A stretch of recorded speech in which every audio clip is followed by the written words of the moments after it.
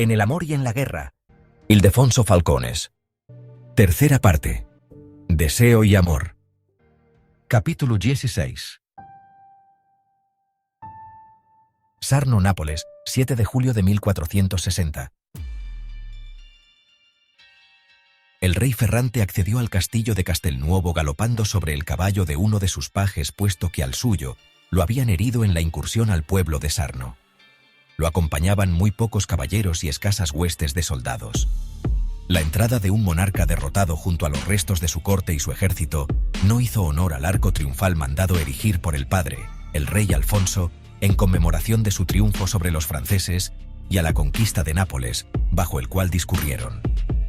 El monumento, construido en mármol blanco y superpuesto a su portal como un elemento independiente, contrastaba con la piedra oscura utilizada en el castillo, igual que entonces discrepó el aspecto desastrado de Ferrante y los suyos con la multitud de escenas triunfales y victoriosas allí esculpidas. «Cerrad las puertas», ordenó uno de los caballeros. La derrota del ejército real a manos de los angevinos, aliados con varios varones napolitanos traidores a su rey, había sido rotunda. Miles de bajas entre muertos y prisioneros, incluidos grandes capitanes, nobles y consejeros reales. Al amanecer, cuando los napolitanos atacaron las posiciones francesas, la victoria se decantaba por ellos, pero en lugar de terminar con la resistencia, los soldados de Ferrante se dedicaron al saqueo del campamento enemigo, lo que concedió margen de acción a Juan de Anjou, hijo de Renato, que se enfrentó al resto del ejército acantonándose en las callejuelas del pueblo de Sarno, donde Ferrante y sus hombres a caballo se vieron imposibilitados para maniobrar y fueron masacrados. La suerte cambió y los angevinos terminaron saqueando el Real Napolitano mientras Ferrante y los suyos se desbandaban. Los franceses acababan de dar un paso, definitivo a juicio de muchos, en su objetivo de recuperar el reino de Nápoles, conquistado por los aragoneses en 1443. Alfonso de Aragón había muerto 2 años antes aconsejando a su heredero, en contra de los principios que habían inspirado su reinado, que alejara de la corte a catalanes y aragoneses y se rodeara de italianos, bajara los impuestos y mantuviera buenas relaciones con los príncipes de Italia, sobre todo con los papas. Ferrante no siguió las recomendaciones de su padre, y no había transcurrido un mes desde la muerte de este que ya Calixto III dictaba una bula por la que se oponía a su sucesión y reivindicaba el reino de Nápoles para el patrimonio de la Iglesia al que, según él, pertenecía. Una decisión que publicó en las puertas de todas las iglesias de la cristiandad bajo pena de excomunión para quienes la dificultaran o incumplieran. Alfonso, que dispuso en su testamento su entierro en el monasterio catalán de Poblet, la tierra a la que decidiera no regresar en vida, era consciente, sin embargo, de las dificultades con las que se toparía su heredero. Él consiguió dominar y controlar a todos aquellos varones resentidos y ambiciosos porque tras el reino de Nápoles se hallaban los recursos y el poderío de los de Aragón y Valencia, Mallorca, Sicilia, Cerdeña y el Principado de Cataluña. Él consiguió dominar y controlar a todos aquellos varones resentidos y ambiciosos porque tras el reino de Nápoles se hallaban los recursos y el poderío de los de Aragón y Valencia, Mallorca, Sicilia, Cerdeña y el Principado de Cataluña. Alfonso dominaba un verdadero imperio que se dividió a su muerte. Su hermano Juan heredó todos los territorios que traían causa de los Trastámara. Su hijo bastardo, Ferrante, heredó exclusivamente el reino de Nápoles, fruto de la conquista personal del aragonés. Esa debilidad en el hijo alentó la traición de la mayoría de quienes juraran fidelidad al padre, y en su lecho de muerte y a instancias de éste, incluso al hijo. La fortuna quiso que el Papa Calixto III falleciera un mes después de proclamar la bula por la que reclamaba el reino para San Pedro. El nuevo pontífice, Pío II, coronó a Ferrante a cambio de unas concesiones y contribuciones económicas desorbitadas, la devolución de ciudades como Benevento y Terracina, y el compromiso de la cruzada contra el turco. Igual sucedió con los varones que asediaron económicamente al rey hasta que les concedió ingentes beneficios. Por su parte, Orsini, príncipe de Taranto, consiguió que Ferrante perdonara y devolviera títulos y tierras a quienes fueran los dos mayores enemigos de su padre Antonio Centelles y Giosía Acquaviva, quienes, en cuanto recuperaron su poder, alzaron en armas a Calabria al mismo tiempo que los campesinos y los pastores de todo el reino se negaban a pagar impuestos y asediaban a los recaudadores reales. Varones y pueblo llano se rebelaron contra el dominio, la prepotencia y la gran avaricia catalana, acusación de la que no se libró Ferrante, que tampoco supo prescindir del apoyo de los catalanes como le aconsejara su padre, aunque éste nunca renunció a su presencia masiva en la corte, en su consejo y en los cargos más representativos del reino. En la propia capital creció el recelo de la población hacia ellos. Las desconfianzas y los prejuicios hasta entonces larvados se manifestaron en las calles.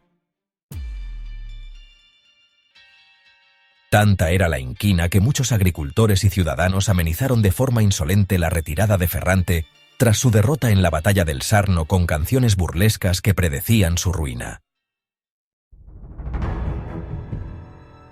La ambición de unos y la debilidad y los errores del otro propiciaron que los varones ofrecieran el reino de Nápoles a los Anjou, a Renato y, en consecuencia, a su heredero, Juan, que todavía se consideraba y titulaba Duque de Calabria, a la sazón en Génova, que aceptó e inició una campaña bélica para recuperar el reino que antaño perteneciera a su familia. Arnau ordenó a sus hombres que levantaran el campamento y se dispusieran a regresar a Nápoles a marchas forzadas. Asumida la corona, Ferrante no tuvo la menor consideración con él, lo destituyó de su oficio de montero mayor, le negó la condición de familiar del rey, le retiró los beneficios económicos de los que disfrutaba y lo relegó a luchar en Calabria contra Antonio Centelles, un enemigo al que junto a Alfonso ya venciera hacía años en esa misma tierra.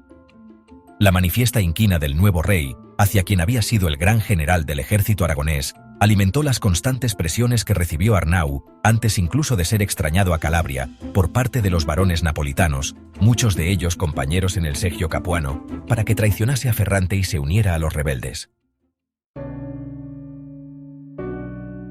Juré lealtad al rey Ferrante en el lecho de muerte de Alfonso, contestaba a los enviados de unos y otros.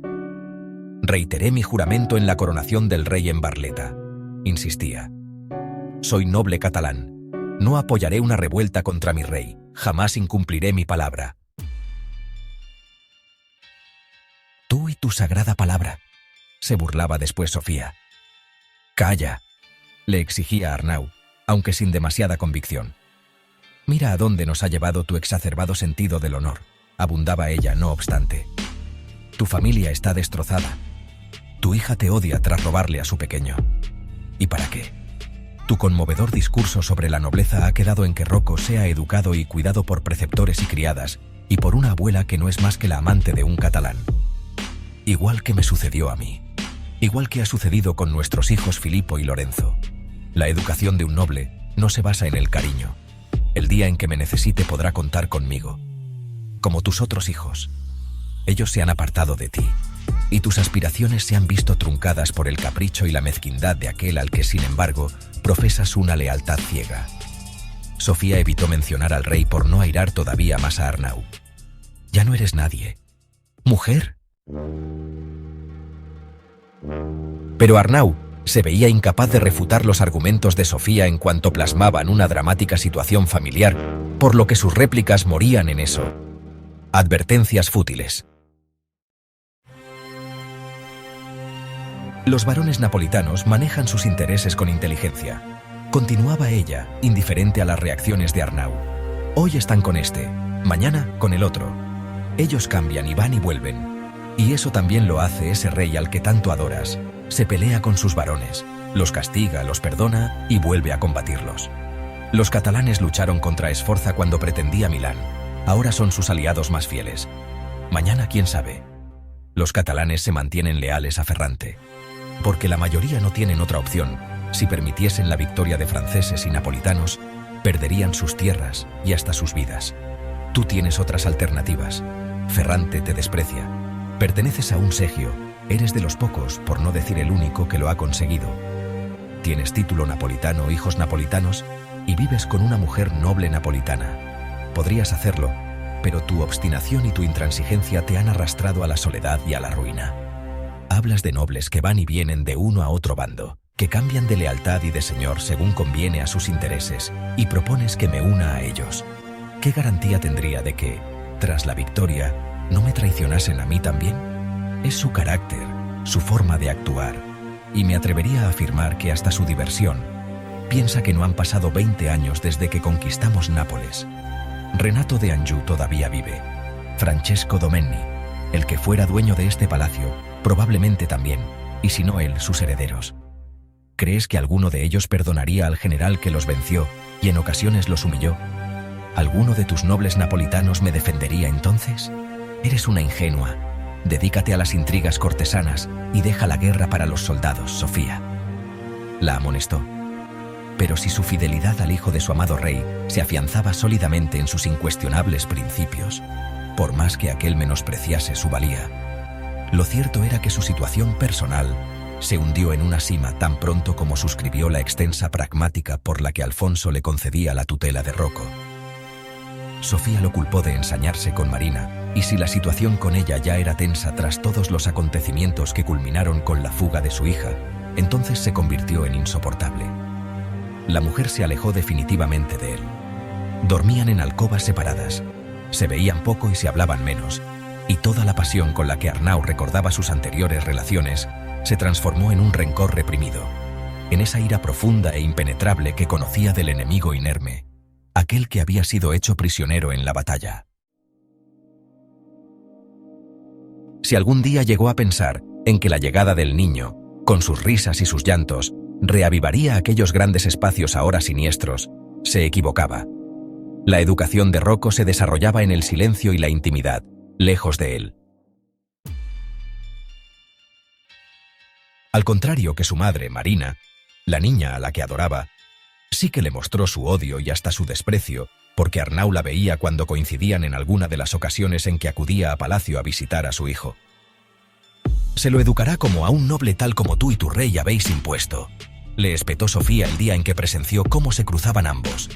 La hija erguida, con paso y movimientos secos, el ceño fruncido, amenazante casi. Él, sorprendido por su presencia. «Tu reina María, la que dices que te educó en Barcelona, jamás te impidió que vieras a tu madre. Juro por Dios y la Santísima Virgen que no conseguirás que esta madre deje de ver a su hijo. Antes tendrás que matarme». «¿Matarte? Me sería suficiente con echarte de esta casa», replicó Arnau, y, aunque no tuvo valor para oponerse a que Marina visitara a la criatura, sí que matizó esa autorización implícita. «Pero si algún día me cruzo con el canalla del padre, a ese sí que lo mataré». Con el tiempo, la madre, la hija ocasionalmente, y hasta el nieto se apropiaron del espíritu del palacio.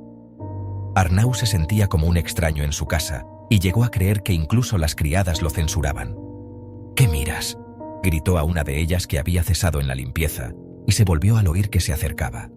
La joven se encogió y balbuceó 1000 disculpas, ninguna inteligible, al tiempo que se volcaba en una baldosa ya brillante. El resto de su familia también lo fue abandonando por unas u otras causas.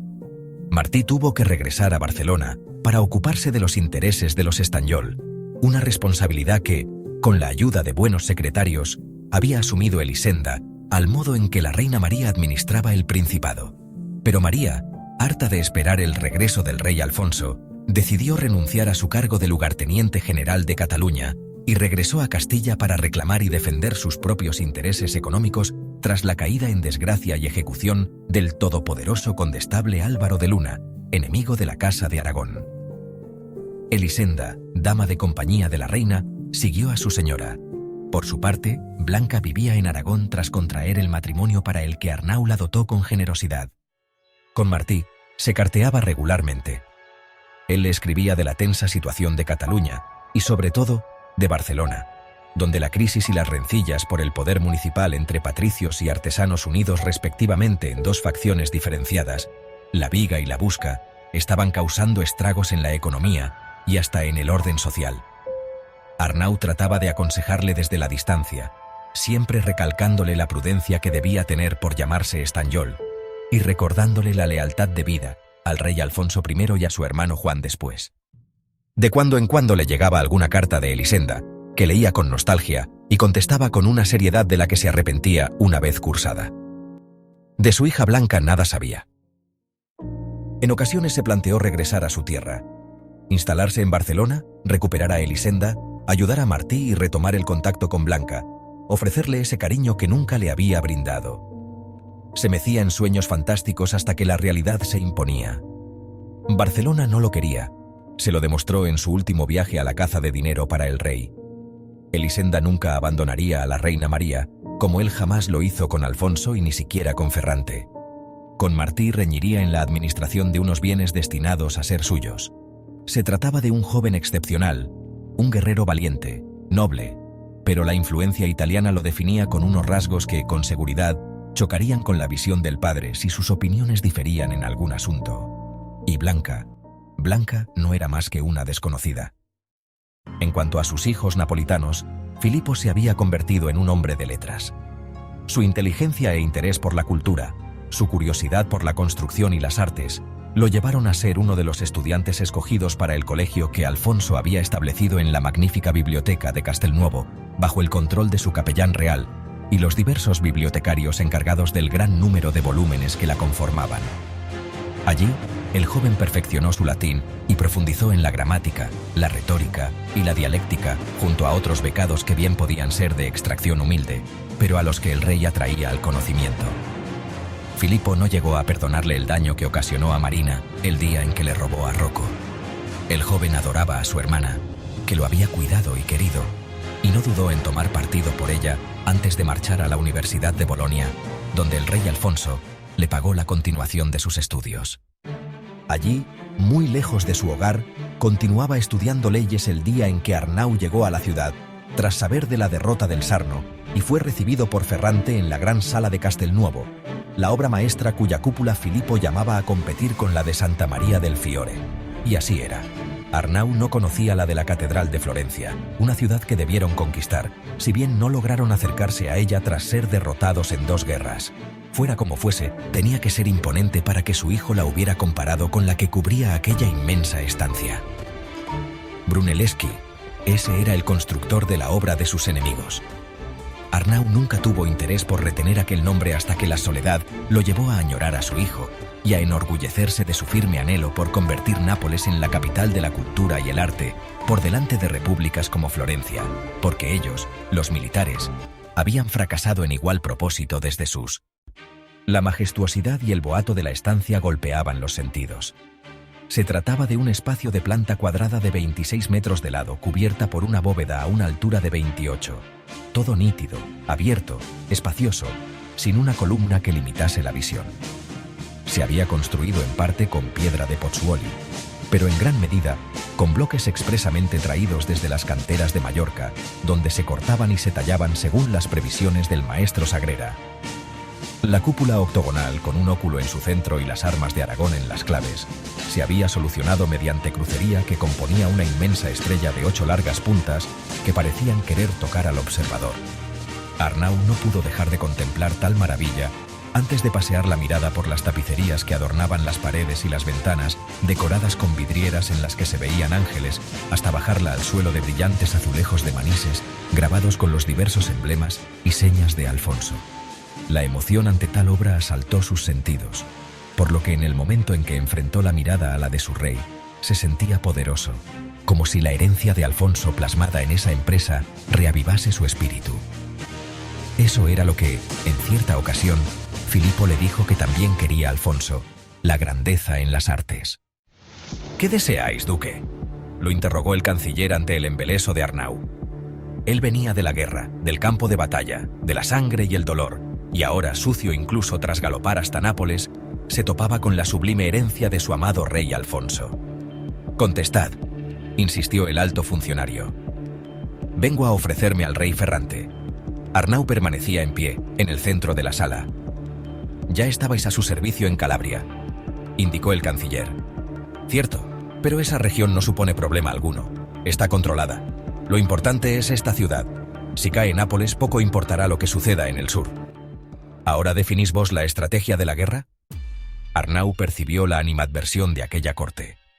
Su mirada se cruzó con la de Gaspar, siempre presente con los poderosos, siempre maquinando negocios, política, lo que fuera que pudiera beneficiarlo. Tras la sentencia de Alfonso, se había visto obligado a poner fin a toda contienda pública con su hermanastro, una decisión que, sin embargo, no le impedía fruncir el ceño y traspasarlo con la mirada. Lo insultó en silencio y lo retó a la espera de que perdiera unos nervios que, no obstante, el otro sabía controlar.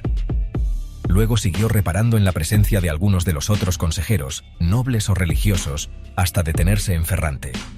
No estaba dispuesto a humillarse ante la intimidación de todos aquellos cobardes que habían llevado a la derrota al ejército de Nápoles.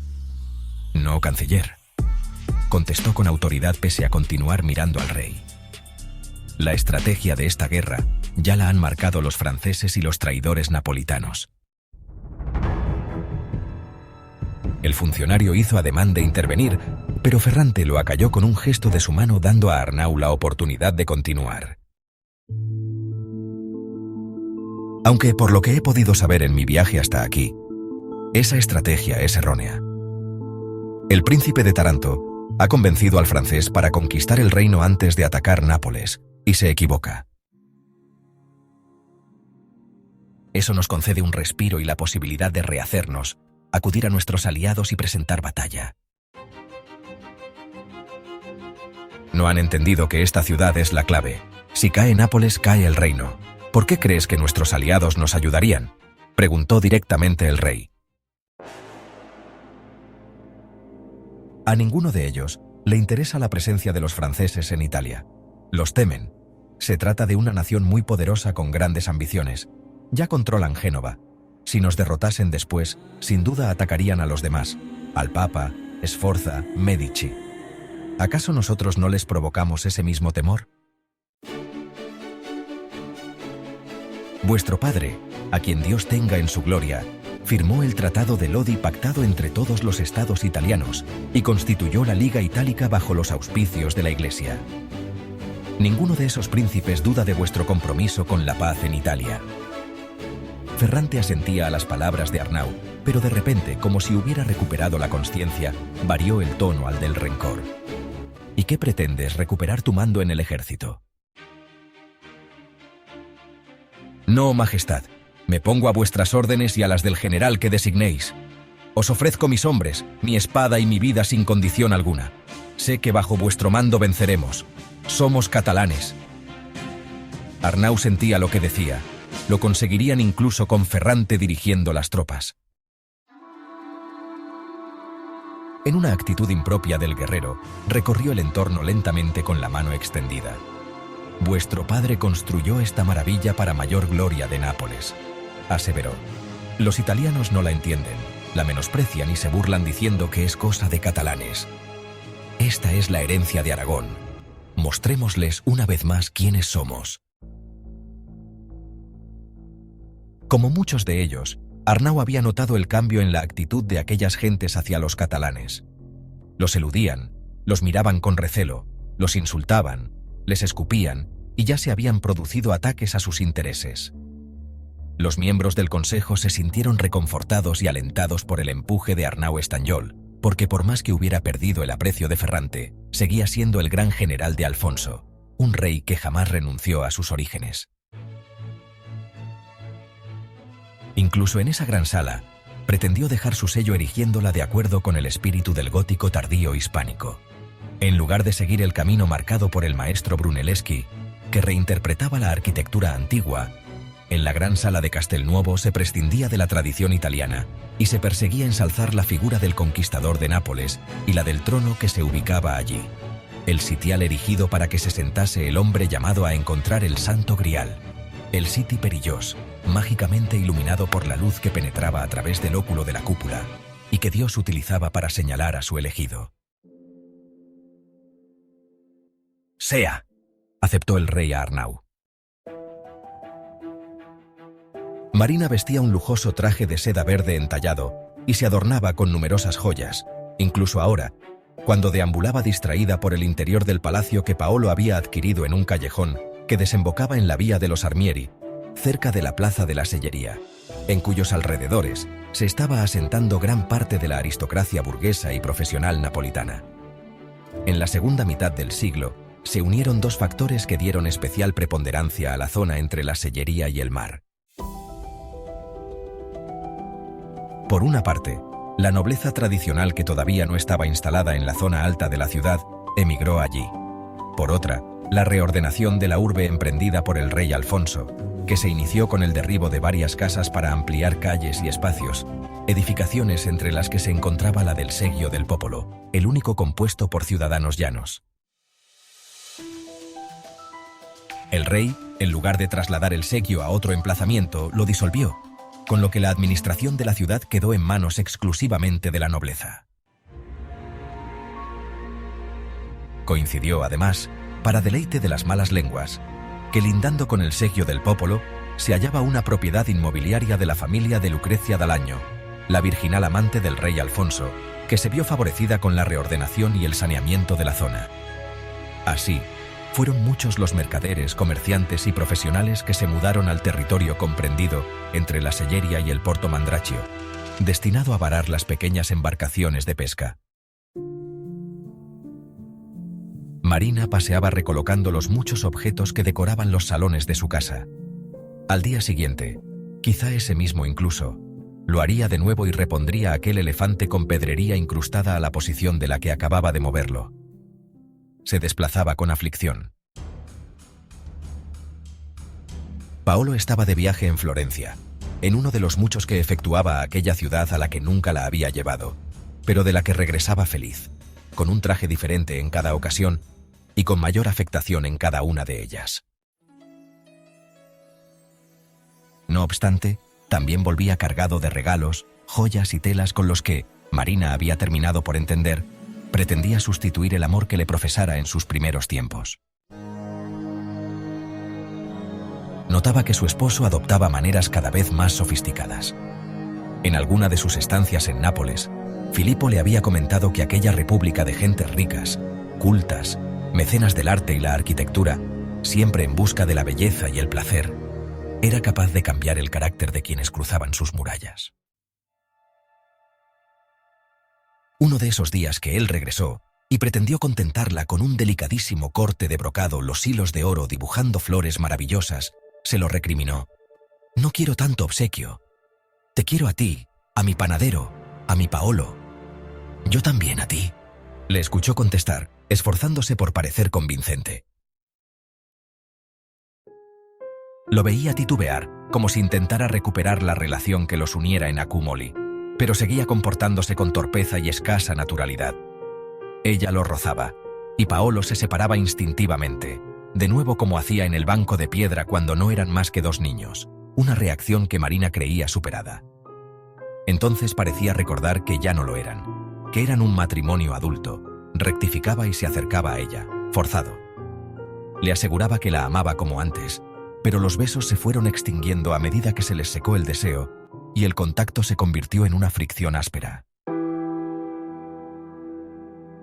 Ella vivía inmersa en la duda y en la culpa. ¿Por qué se aleja de mí?, se preguntaba una y otra vez. Presenció cómo se marchitaba su amor mientras Paolo la evitaba y se encerraba en su escritorio, del que en ocasiones no salía ni para comer. «Tengo mucho trabajo», se excusaba. Paolo ni siquiera hablaba de su hijo Rocco, como si el pequeño hubiera desaparecido de su vida. La respuesta de Paolo no fue la que imaginaba. ¿Ver a mi hijo a escondidas y aumentar mi dolor cuando vuelvan a quitármelo? De nada sirvió que arguyera que ella también tenía limitadas las visitas, que sufría mucho, un dolor que él no era capaz de imaginar, el de una madre obligada a separarse de su hijo. Insistió en que debían mantener el vínculo con Rocco, puesto que algún día cambiarían las cosas y entonces podrían. «Eso te lo aseguro», replicó él con furia, interrumpiendo su discurso. «Algún día tu padre se arrodillará pidiendo perdón por el daño que nos ha hecho». El ánimo de venganza se convirtió en el principal objetivo en la vida de Paolo, y para conseguirla, para poder enfrentarse a un principal como el duque de Lagonegro, debía prosperar y medrar en la sociedad hasta alcanzar una posición de dominio. Se estableció en Nápoles como comerciante y, con el apoyo de Gaspar d'Estorren, consiguió los permisos necesarios. Con los ya considerables beneficios de la licencia real de venta de grano que Orsolina había invertido a través de Gaetano y que había ido ahorrando moneda a moneda para él, logró la financiación inicial y la posibilidad de instalarse en un local modesto pero idóneo. Tras la experiencia adquirida en el contrabando a través de las montañas, dedujo que la forma más rápida de obtener pingües beneficios era toda aquella que sorteaba tanto la legalidad como las formalidades y los impuestos a los que se sometían sus competidores.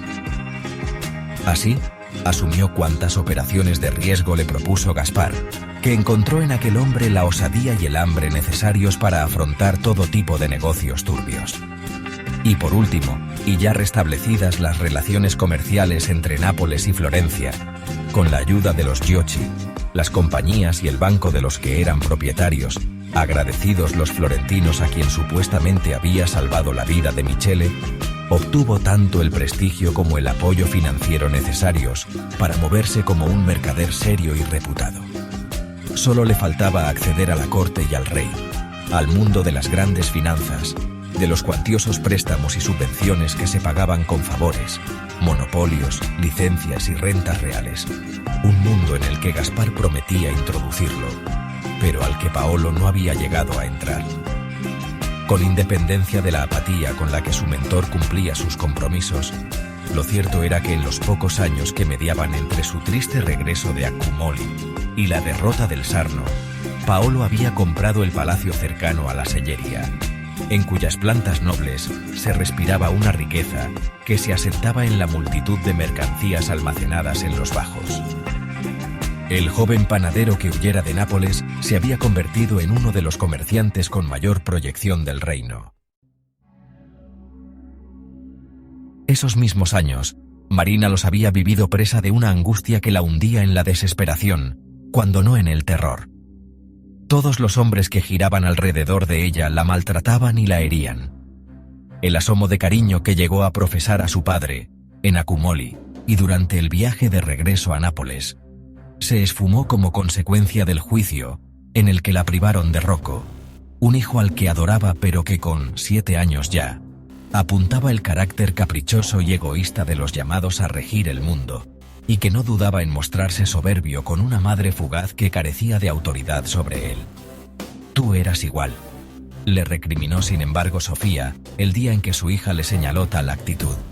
Sin embargo, Marina no se recordaba así. Además de Rocco, su vida giraba en torno a Paolo y Arnau, ambos enfrentados, enemigos que se habían jurado la destrucción mutua, uno de forma pública, violenta, como correspondía a un soldado, el otro subrepticiamente, en silencio, a la manera en que los comerciantes ladinos gobernaban sus asuntos. Su padre no la perdonaba. Su esposo la halagaba con joyas, que no con cariño. Con Arnau no hablaba, con Paolo tampoco. Las relaciones conyugales eran inexistentes, y hacía tiempo que dormían en estancias separadas. «No deseo molestarte con mis horarios impredecibles», dijo él, zanjando toda disputa al respecto. Y aquella impropia tensión originada por los naturalmente destinados a quererla, contentarla y esperanzarla, se veía agravada por el recuerdo de los grititos salvajes, de rata encelada, que la perseguían en su propia casa, con frecuencia deshonrada por la presencia de un Gaspar d'Estorren, que acudía a despachar con Paolo, o tan solo a comer o charlar, cuando se cansaba de la compañía de su esposa y sus hijas. Marina temblaba en su presencia. La comida se le revolvía en el estómago hasta originarle retortijones y compartía mesa con el canalla que la violó y que, a falta de afecto por parte de su esposo, la agasajaba con una cortesía extrema que se le adhería a la piel, de manera asquerosamente pegajosa. Gaspar la adulaba con descaro, y en alguna ocasión en la que se encontraron a solas, llegó a acercarse a ella y la cortejó. En la primera de aquellas situaciones la tomó del brazo, y Marina no fue capaz de oponerse. Deseaba hacerlo, necesitaba hacerlo, pero la repugnancia la turbó hasta paralizarla. Paolo trabaja demasiado, pero este es el momento de su vida en el que debe entregarse en cuerpo y alma al negocio.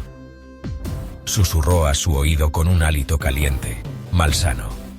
«Yo puedo satisfacer tus necesidades», le propuso apretándole el brazo. «Tu esposo no tendría que enterarse. Quedaría entre nosotros. Te sorprendería, Marina. Soy un buen amante».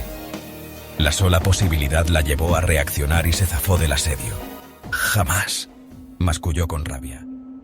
Aún así, la negativa no hizo más que excitar el deseo de Gaspar, que no perdía oportunidad de recrearse en ella con la lujuria en su mirada y en su actitud. El mercader decidió no acercarse a Marina en su viaje a Accumoli, y no se arrepentía. Habría cometido un error que, con seguridad, le habría privado de la colaboración comercial con Paolo que tantos beneficios le estaba reportando. Allí, en Accumoli, en aquel castillo lúgubre y solitario, no debía atacar a Marina. Un solo grito, una pelea habrían alarmado a todos y destapado su vileza. Pero ahora, en Nápoles, con el esposo torturado y perdido en sus luchas internas a consecuencia de sus preferencias por las relaciones carnales con hombres, tal como le habían informado sus confidentes florentinos, Marina se le aparecía como una diosa necesitada de amor, de placer. Una mujer bella y exuberante que había venido a sustituir en las fantasías de Gaspar a la madre, ya decadente, alcanzada una edad en la que la coquetería y la sensualidad con las que todavía pretendía presentarse rayaban en lo ridículo. «Ese hombre me repele, me provoca arcadas», terminó reconociendo Marina a su madre mientras Rocco se entretenía hostigando a una criada.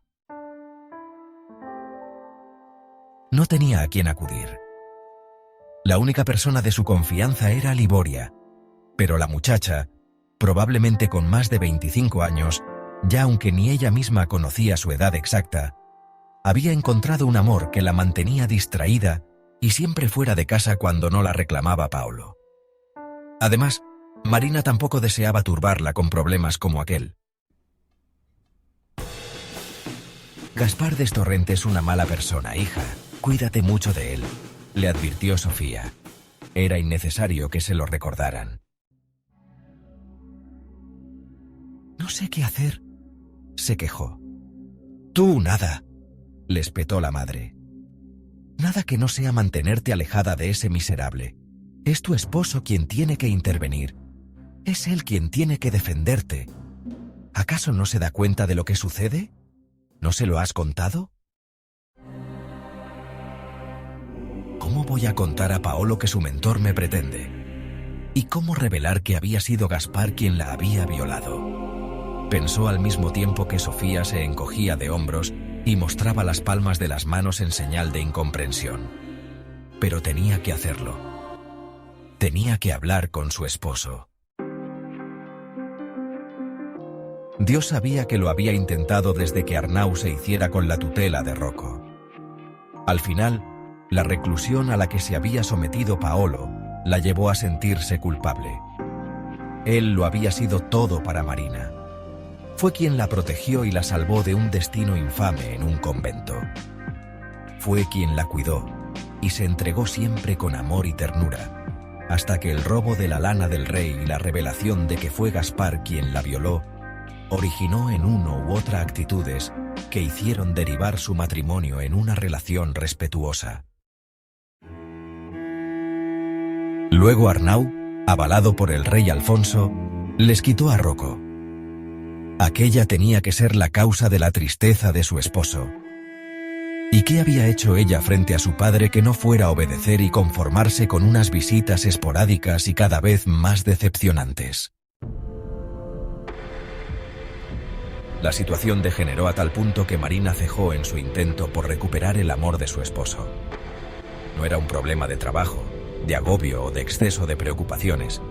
Paolo la rechazaba por haberle fallado en la vida. Sí, podrían ser ricos y hasta alcanzar cotas de dominio social insospechadas, pero entendía que aquel hombre que tanto había hecho por ella hubiera mudado el amor, si no en odio, o al menos eso quería pensar Marina, sí en absoluta indiferencia. Finalmente, sí que buscó su ayuda ante el asedio al que la sometía Gaspar. ¿Cómo te atreves a insultar de esa manera a nuestro benefactor? Marina se sintió desamparada, aunque no a causa de la respuesta de su esposo, que podía prever, sino ante la frialdad con la que ella misma acogió el desplante. Estaba vacía. Las noches en vela, la ira que la corroía ante la presencia de aquel malnacido, el miedo a que volviera a hacerle daño. «Estás confundida», prosiguió Paolo en defensa del mercader. «Gaspar es noble. Es feliz con su esposa y sus hijas. ¿Por qué debería acosar a las de sus amigos? Te recuerdo que fue él quien nos escondió de la cólera de tu padre. Arnau me habría matado, y a ti te habría internado en un convento. ¿Te acuerdas? Gaspar nos mantuvo. Nos dio de comer y nos permitió comerciar. ¿Qué sería ahora de nosotros sin su ayuda?» Marina oía sin escuchar. Sabía todo eso. Lo que desconocía cuando aceptó la oferta de aquel canalla era que había sido precisamente él quien la desgració. Una burla, un insulto. «No creo que Gaspar se haya propasado contigo», negó Paolo, gesticulando con exageración. «Has malinterpretado el aprecio que te profesa». Esa conversación supuso un punto de inflexión en las relaciones entre Marina y un Gaspar que se volvió más agresivo, como si Paolo le hubiera revelado los temores de su esposa y él se sintiera fuerte. Un día soleado, nítido, de esos en los que hasta los gritos de los vendedores y los funcionarios en las calles aledañas se hacían agradables dando vida a las piedras de calzadas y edificios, Paolo volvió a viajar a Florencia y, como acostumbraba en tales ocasiones, se mostró exultante al montar a caballo. A la cabeza de la recua de mulas cargadas de mercancías de gran valor, se despidió con inusitada alegría de cuantos quedaban en Nápoles, entre ellos Gaspar, con intereses propios en la expedición. Destorren le devolvió el saludo con una sonrisa en la boca que borró cuando todavía no había terminado de salir la última mula de palacio. De inmediato, se dirigió a Marina. «Te dije que no era necesario que Paolo se enterase», le recriminó. «Has sido una necia». La mujer alcanzó entonces la certeza de que cuanto hablaba con su esposo era conocido por aquel malvado, algo que presumía, pero que no se habría atrevido a sostener con relación a conversaciones tan íntimas como esa en la que denunció a Paolo el acoso del mercader. Se sintió sola, tremendamente indefensa. Paolo confiaba sus secretos al canalla que la había violado, y ella no podía contarle toda la verdad. No contestó y se encaminó al interior del palacio. «¿A dónde vais?», chilló Marina, volviéndose al percatarse de que Gaspar la seguía. «Tenemos que hablar. No tenemos nada de lo que tratar». Continuó cruzando el patio del palacio, erguida, con paso firme. El otro no se dio por enterado, y la alcanzó en el instante en que llegaba a la escalera de acceso a la planta noble. Allí, antes de que apoyase el pie en el primero de los peldaños, la agarró del brazo, la giró con violencia y la encaró, su rostro sobre el de ella, rozándolo. «Te conviene hablar conmigo», la amenazó escupiéndole saliva. «Pero si no quieres hacerlo, tendrás que escucharme». «Dejadme», le exigió Marina al tiempo que peleaba por soltarse. Gaspar la zarandeó sin contemplaciones. «Te he ofrecido mi compañía y mis atenciones. Deberías sentirte halagada por ello. Tengo a mi esposo». «Tu esposo no es más que un sodomita». Aquellas palabras fueron como una bofetada que dejó aturdida a Marina. Tardó unos instantes en reaccionar. ¿Qué? Que es un invertido, un afeminado, un vicioso, un sodomita que escapa a Florencia para dar por culo a niños con su amigo Michele. Cada insulto a Paolo era un golpe más fuerte en el rostro de Marina, en su amor propio. Palideció. La invadió un sudor frío que empapó su espalda, sus manos, todo su cuerpo. ¿Qué crees que hace con ese florentino? Continuó castigándola el mercader, el cinismo plasmado en sus rasgos. Allí es público. ¿Por qué crees que los yochi sienten tanto cariño hacia tu esposo? ¿Por su linaje? ¿Por su educación? ¿Por su buen hacer? No. Se lo tienen porque pone el culo. Una violenta arcada anunció un vómito abundante que surgió de Marina como un chorro imparable. El contenido de su estómago llovió sobre el rostro y las lujosas vestiduras de Gaspar Destorrent, que soltó a su presa para intentar limpiarse a manotazos, hasta que cejó en su empeño y agitó las palmas en el aire pretendiendo desprender los restos de comida y bilis que las impregnaban. ¡Puta!, gritó a Marina confundido, asqueado ante sus manos y vestiduras manchadas. Ella, encogida por el dolor, logró superar un primer escalón, y luego un segundo, y subió corriendo los restantes para huir de aquel malnacido. Liboria le confirmó la acusación de Gaspar. ¿Entonces lo sabías?, le preguntó Marina después de que la otra desviara la mirada. Frunciese los labios escondiendo su sonrisa perenne y terminara encogiéndose de hombros para asentir en silencio tras agotar los recursos gestuales. «Lo intuía, señora», contestó Liboria con formalidad. Se rumoreaba en la casa, y entre el servicio y los arrieros que lo acompañan en sus viajes a Florencia. Al final me lo confirmó Roberto, aquel criado que teníais. Bueno, yo creo que él también. Marina la interrumpió con un golpe al aire. Cuán estúpida había sido. Cargaba con la culpa de la desgracia de Paolo y excusaba su actitud pasiva. Y sin embargo, ¿desde cuándo era un pervertido? Lo era ya cuando la acariciaba y hacían el amor. Imaginárselo con otro hombre le produjo una nueva arcada que pugnó por rajarle el estómago, vacío como estaba tras la vomitona sobre Gaspar. ¡Qué asco! Agitó la cabeza con vigor, como si con ello fueran a desaparecer sus inquietudes. No podía ser. Paolo siempre había sido apocado, tímido. ¿Pero sodomita? Volvió a negar, incrédula, aunque de repente fue atando cabos. Claro, por eso la rehuía. Marina levantaba admiración por donde quiera que fuese. Los hombres la piropeaban y ella, con sus 30 años, se sabía bella, deseada, y se recreaba en la voluptuosidad heredada de su madre, y los incitaba con unas maneras que rayaban en una lujuria de la que se arrepentía tan pronto regresaba al lado de Paolo. Pero era una mujer y le gustaba sentirse como tal, más cuando en su hogar no la valoraban, y el simple hecho de que el vendedor ambulante de verduras le regalara una cebolla por la calle mientras enunciaba un anhelo tan imposible como obsequioso. Daría cuanto poseo por comer un pedazo que hayan tocado tus labios. Le originaba un sutil escalofrío. No era razonable que un hombre como Paolo no hubiera buscado su cuerpo durante 6 años, ni siquiera para satisfacer sus instintos más primarios. Marina había llegado a conformarse con aquella pasividad y hasta dejó de pensar en ello, pero ahora lo entendía.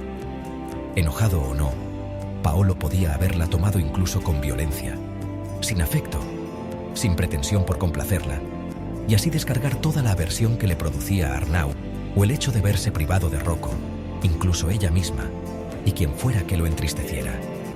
Podía haberle pegado, haberla maltratado, pero ningún hombre que se preciara de su virilidad prescindiría de la posibilidad de poseerla, de montarla, queriéndola o insultándola.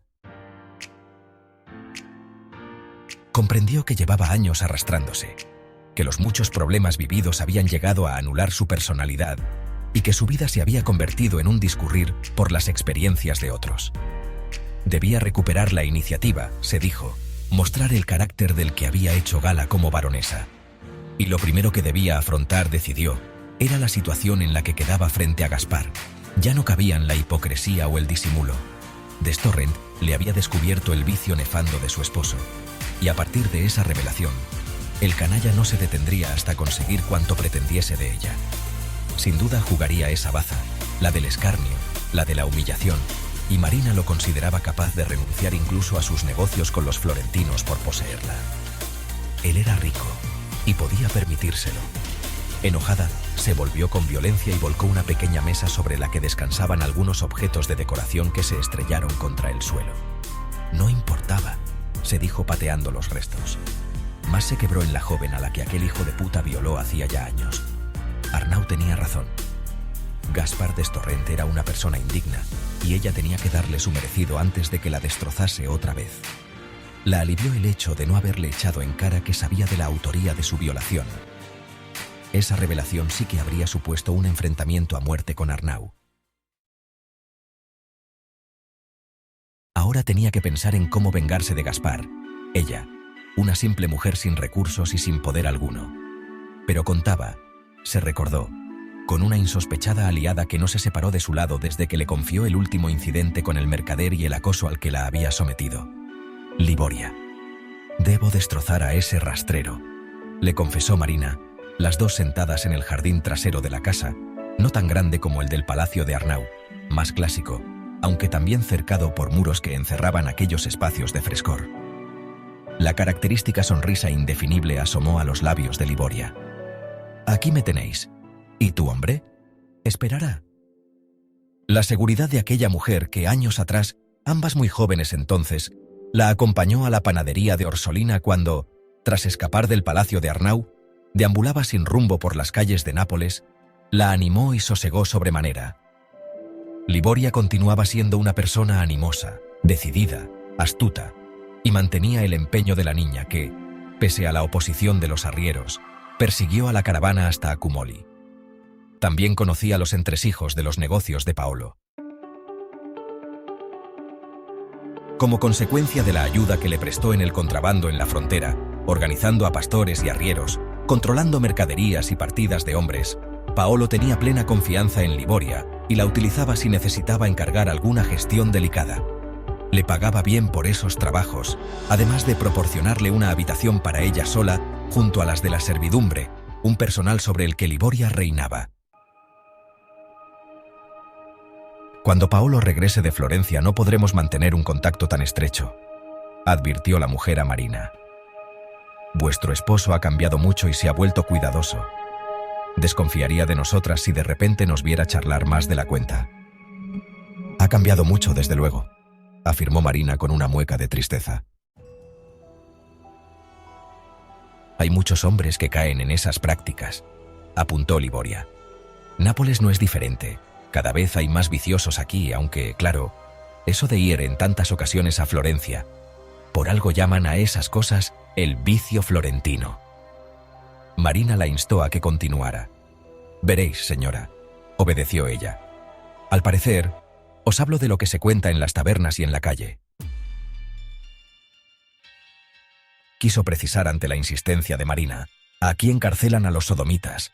Los condenan a penas graves, los humillan en público, los torturan y después pasan años en prisión. Pensad que cuando necesitaba remeros para las galeras, aquí, en Nápoles, el rey Alfonso dictó una ley por la que perdonaba los delitos de los presos que quisieran engancharse a remar, pero excluía a los herejes, a los traidores y con ellos a los sodomitas.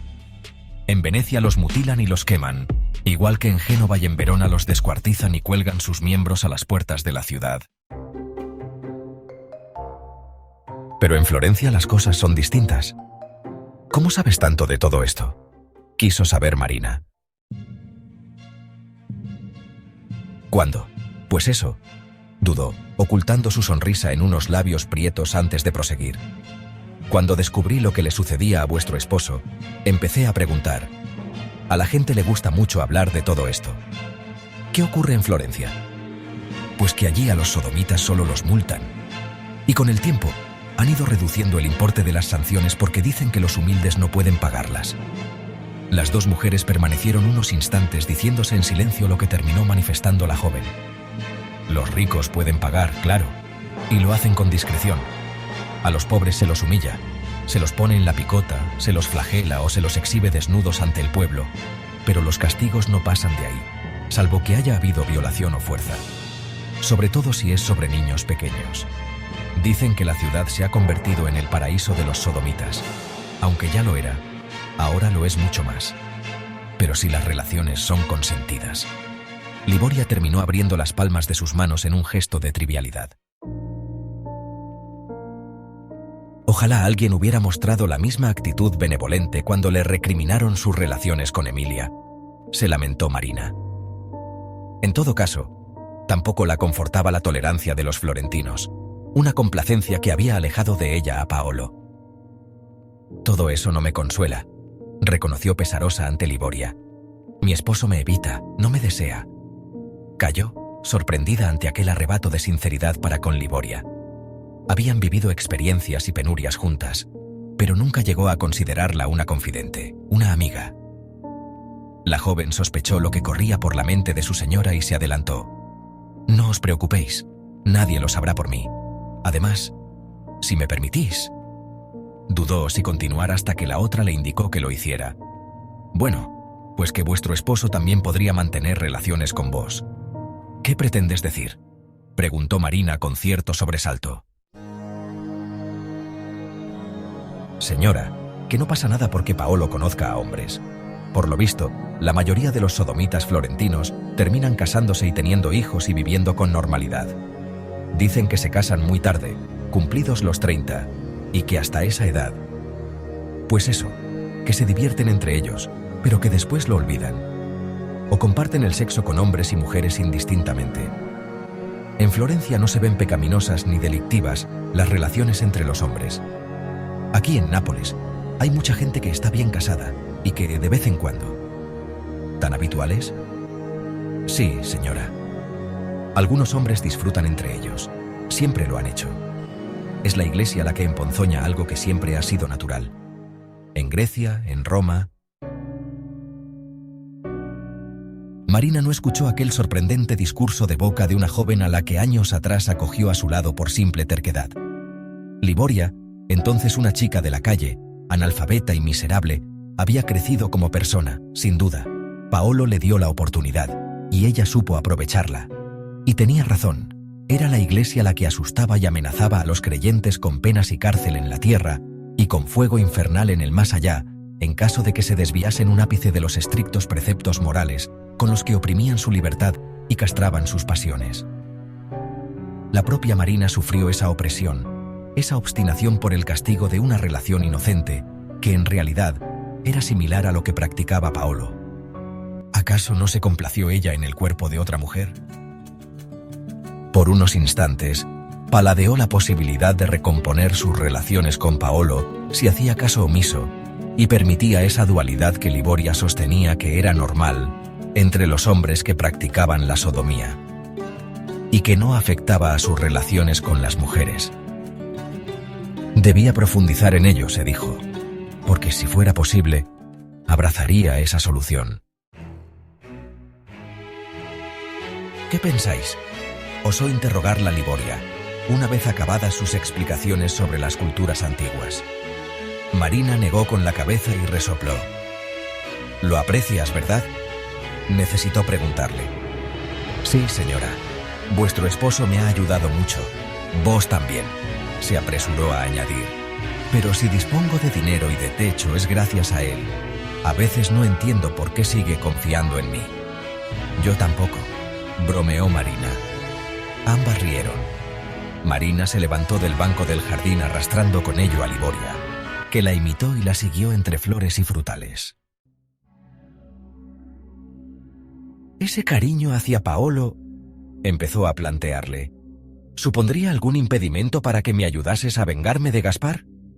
Sabes que mi esposo tiene una adoración enfermiza por ese malnacido que no para de acosarme».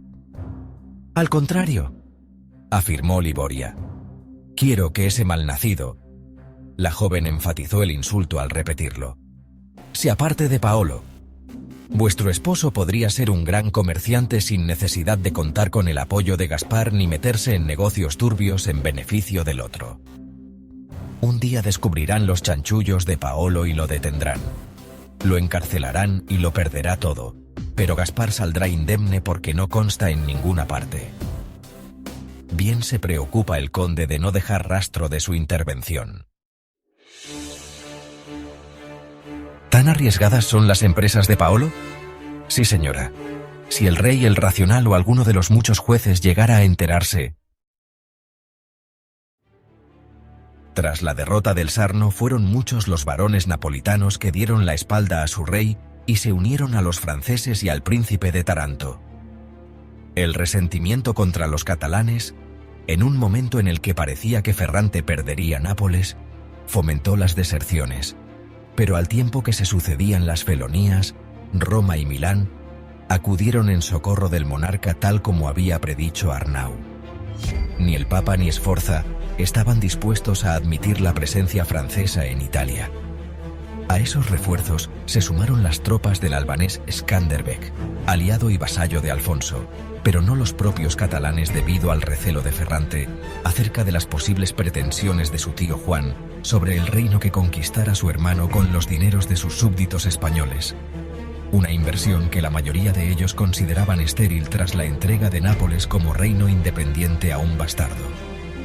Ferrante y sus aliados presentaron batalla a los franceses y a los traidores napolitanos, entre aquellos Arnau, que se entregó con furor a la batalla, si bien en este caso con mayor ahínco de lo que acostumbraba, porque si en otras ocasiones su arrojo pudiera haberse visto coartado siquiera de manera inconsciente por los seres queridos que quedaban tras él, ahora corría terra di lavoro, las cercanías de Nápoles, causando estragos en los enemigos sin reparar en riesgos, cansancio o condiciones adversas. Su fama de general temerario aumentó a la par que lo hacía su soledad y su melancolía.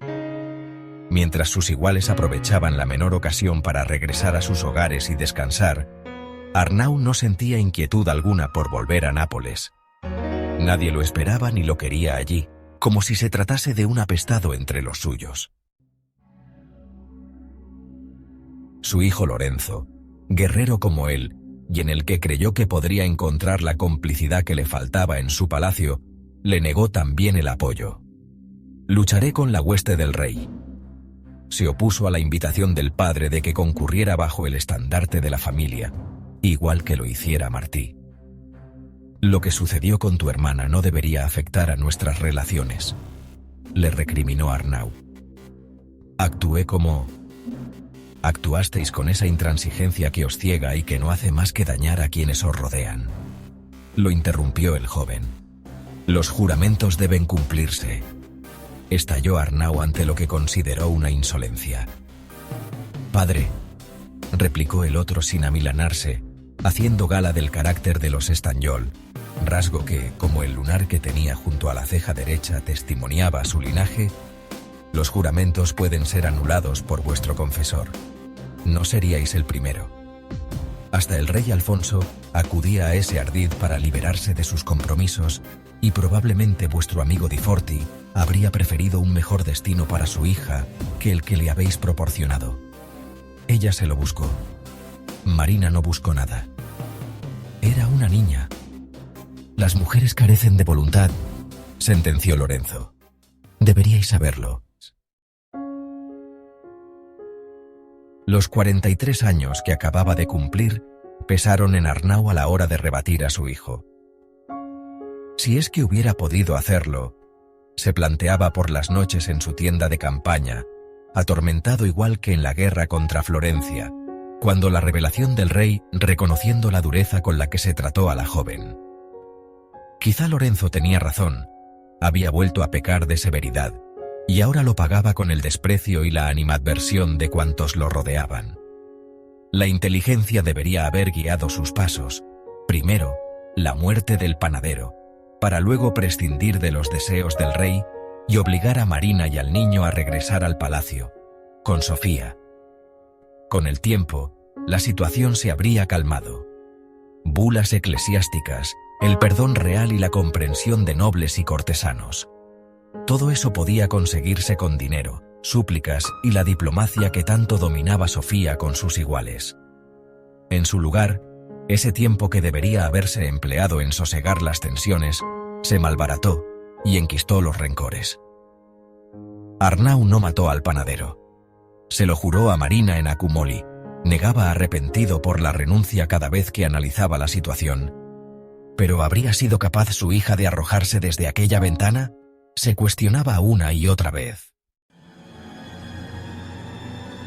Ni siquiera el nieto de su amigo Giovanni Di Forte venía a sosegar el espíritu torturado de Arnau. El niño había evolucionado de gracioso, como todos los críos, a impertinente. Al duque de Lagonegro y conde de Navarcles No le molestaba que el pequeño se mostrase vanidoso y arrogante, incluso a tan corta edad. Era el destino de los nobles. Ni siquiera se planteó exigirle la comprensión de los menesterosos que su abuelo Hugo sí requirió de él. Rocco nunca tendría que acudir a vendimiar con campesinos y gente humilde. Arnau impediría que se acercase a la panadería de la familia de su padre o a los negocios de éste, por lo que el chico siempre ostentaría una posición superior, la que le proporcionaba el linaje de los Di Forti.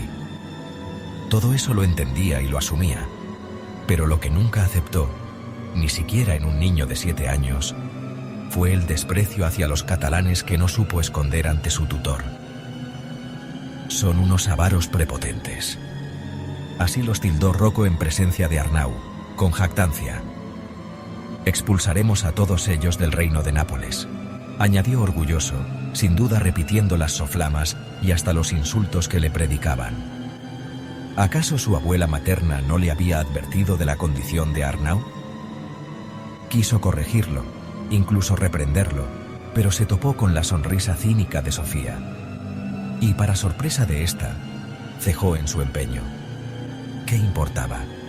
Todo eran problemas y desaires, y sin duda el crío crecería como un verdadero noble napolitano, de esos que rechazaban a los catalanes. Que siguiera su camino, pues. Fue ese mismo niño, ya con 8 años, el que a modo de señor del lugar, salió al patio un claro día de mediados de abril de 1461 ante el escándalo que originaron varias caballerías que accedieron al palacio. Sin embargo, la altanería con la que Rocco se ufanaba recibiendo a los visitantes se derrumbó en cuanto vio que unos soldados se enfilaban hacia la escalera cargando con una parihuela en la que portaban a un Arnau inconsciente y ensangrentado. Claudio y un cirujano dirigían a los hombres, que discurrieron presurosos al lado de aquel niño que, pálido, no podía apartar los ojos del cuerpo inerme de su tutor. Ninguno de ellos le prestó la menor atención. «¡Arriba!», ordenó con firmeza Claudio. La guerra se desarrollaba favorablemente para los intereses de Ferrante, hasta el punto de que solo un año después, algunos de los varones napolitanos que lo traicionaron tras la derrota del Sarno repudiaban ahora a los franceses y negociaban una nueva alianza con el rey de Nápoles, el que los acogía con tanta clemencia como necesidad. Mucha de aquella deriva propicia se sustentaba en la actividad de Arnau Estanyol, a quien Ferrante tuvo que reconocer su valía y restituirlo en el mando con el que ya lo distinguiera su padre, el rey Alfonso. El reconocimiento militar no hizo más que alentar la agresividad de un hombre que quiso encontrar en ese premio el aliciente llamado a ocultar la aflicción que le originaba su situación personal. 43 años, cansancio, amargura, obediencia ciega, audacia sin reservas, obsesión por la victoria, y el odio hacia aquel soldado implacable con el que sus más valientes enemigos deseaban batirse para jactarse de haber conseguido la gloria de tal triunfo. Todo ello lo convirtió en el objetivo principal de cualquier batalla en la que se encontrara, hasta que cayó en una escaramuza contra las tropas que defendían Castel Volturno, cercano a Nápoles, asediado por el ejército pontificio y la artillería de Ferrante. Los franceses atacaron a Arnau y los suyos. Lo prudente habría sido retroceder en busca de los muchos refuerzos que podrían encontrar en el Real, pero el general catalán se puso a la cabeza y ordenó presentar batalla. Sus hombres lograron rescatar lo malherido de aquel encuentro cruento a campo abierto en el que se vio acorralado por varios enemigos a la vez. No existía en la tierra soldado que hubiera podido salir victorioso de un lance como aquel. Antes de cerrar los ojos y caer en la inconsciencia, seguro en el campamento, Arnau tuvo tiempo para avergonzarse de haber infravalorado el valor y la lealtad de los suyos, algunos de los cuales llegaron a perder la vida por salvarla de su general. Y es que, aún maltrecho, el duque les recriminaba que abandonasen la batalla. «¡Volved!», gritaba mientras unos lo arrastraban lejos del lugar y otros defendían la retirada. «¡Luchad!». «Gracias», rectificó después en un murmullo, ya tendido en las parihuelas y prestos a regresar con urgencia a Nápoles. Los hombres que lo rodeaban asintieron en silencio, varios con la garganta agarrotada ante el estado de su cabecilla. «Claudio», llamó a su criado, «cuida y atiende a las familias de los caídos, que no les falte de nada», le ordenó antes de desfallecer. Sofía dispuso lo necesario en el dormitorio de Arnau para que lo acomodaran en su lecho. El cirujano pidió agua, vendas, ropa limpia. «Ya», exigió, y ordenó acto seguido que lo desnudaran. «¿Cómo está?», le preguntó Sofía mientras el galeno rebuscaba pócimas y medicamentos en un cofre que le acercaron sus ayudantes. «Mal», contestó el hombre. «Pese a la armadura, ha sufrido 3 heridas de consideración de espada o de lanza, no lo sé», resopló. «A primera vista, creo que cualquiera de ellas podría ser mortal. También tiene bastantes contusiones, probablemente alguna fractura, casi seguro. Empezamos», ordenó a sus ayudantes, sorteando a la mujer y acercándose al herido presto a iniciar las curas. Sofía lo conocía. Pompeo Rossini, un buen cirujano en el que Arnau depositaba toda su confianza y al que sus hombres corrieron a avisar tan pronto como se apercibieron de la gravedad de las heridas de su general. «Pero», pretendió insistir ella, aunque cayó ante un gesto imperativo de Rossini. Ella permaneció quieta, a espaldas del cirujano, sus ayudantes y los criados que rodeaban el lecho, impidiéndole la visión de la mayor parte del cuerpo de Arnau. «Hemos envejecido», susurró Sofía. Estaba sentada junto al lecho de Arnau, su mano aferrada a la de él, como si con ello lo anclara a la tierra. Lo cuidaba con sentimientos encontrados en los que no quiso profundizar. Arnau ni siquiera sabía que la mano que pretendía retenerlo era la de la mujer con la que apenas cruzaba palabra, como si todo hubiera quedado atrás. Transcurridos unos días desde su crítico traslado desde Castel Volturno, Arnau luchaba por sobrevivir. La fiebre apareció y perló su rostro de sudor. Permanecía en estado de semi-inconsciencia, deliraba, los vendajes se empapaban de sangre y el dolor no remitía pese a los remedios del cirujano, que acudía a diario y en varias ocasiones.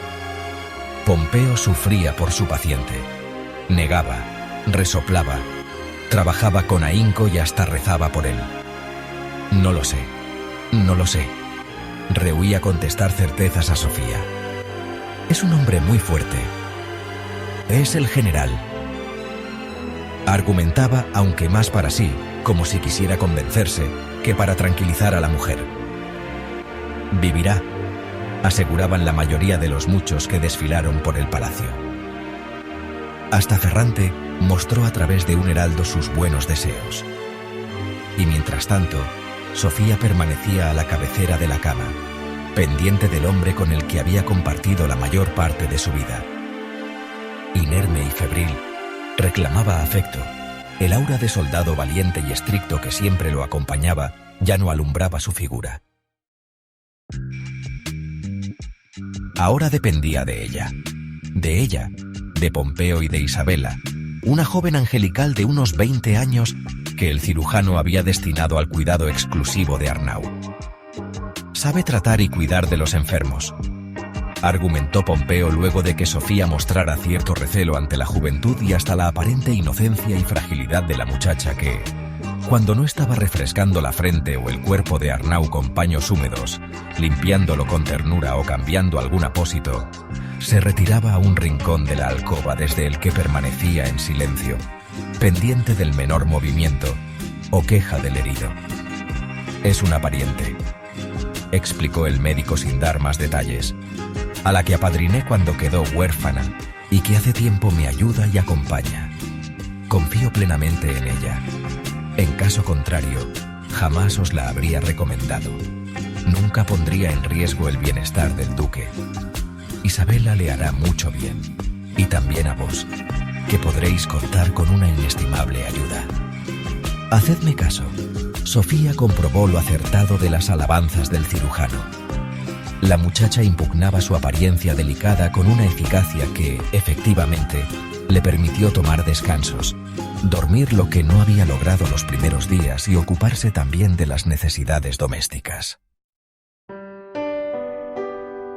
Rocco, sin embargo, complicó aún más sus difíciles cuidados porque escondió tras arrebatos de violencia la impresión que le supuso recibir en aquel estado a Arnau y percibir la fragilidad de su tutor en los momentos en los que asomaba la cabeza a la alcoba, algo que el niño nunca habría llegado a sospechar.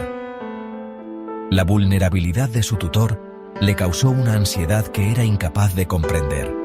Los nobles, los generales, los poderosos como Arnau también caían, y lo hacían como cualquier otro, con debilidad y dolor. Un impacto de una crudeza para la que no estaba preparado. Pero si la actitud inmoderada de Rocco originó quejas de sus preceptores, lamentos de los que Sofía se libró con aspavientos, alegando que no era el momento oportuno para ello, que la situación requería un esfuerzo por parte de todos, la frecuente presencia en el palacio de una marina permanentemente alicaída le supuso un nuevo problema que no pudo esquivar. «No le des más importancia», trató de animarla un día ante el estado de tristeza en el que la encontró. «Son cosas de niños», arguyó para evitar otro encontronazo de Marina con Rocco. «Ya crecerá y cambiará de actitud. Tu hijo». «No se trata de mi hijo», la interrumpió ella, «sino de su padre». Marina suspiró. Un panadero era siempre un panadero, pensó Sofía, recordando los prejuicios de Arnau. «¿Qué ha sucedido?», preguntó con el corazón encogido. «Paolo siente inclinación por los hombres», le soltó Marina de sopetón, apartando toda reserva. «Hace tiempo que no mantiene relaciones conmigo». «No le des más importancia», repitió. «Y Gaspar me persigue», continuó Marina como si no hubiera escuchado a su madre. «¿Qué?», reaccionó. «¿Que no le dé importancia?» «Sí, hija, no le des tanta importancia. Hay muchos hombres que combinan el placer con su mujer con otros. Bueno, con otras diversiones. Madre, siempre ha sido así, que no te extrañe. Por eso me quejaba tanto cuando aquel desalmado de Mosén Lluís se ensañaba contigo por ese pecado. Hay muchos. En Florencia, en Nápoles, en toda Italia. ¿Qué importa?» «Bueno», dudó Marina, sorprendida de que su madre opinara como Liboria. «¿Dónde se dice que un hombre tan solo puede estar con mujeres? Sobre todo si da, no si recibe.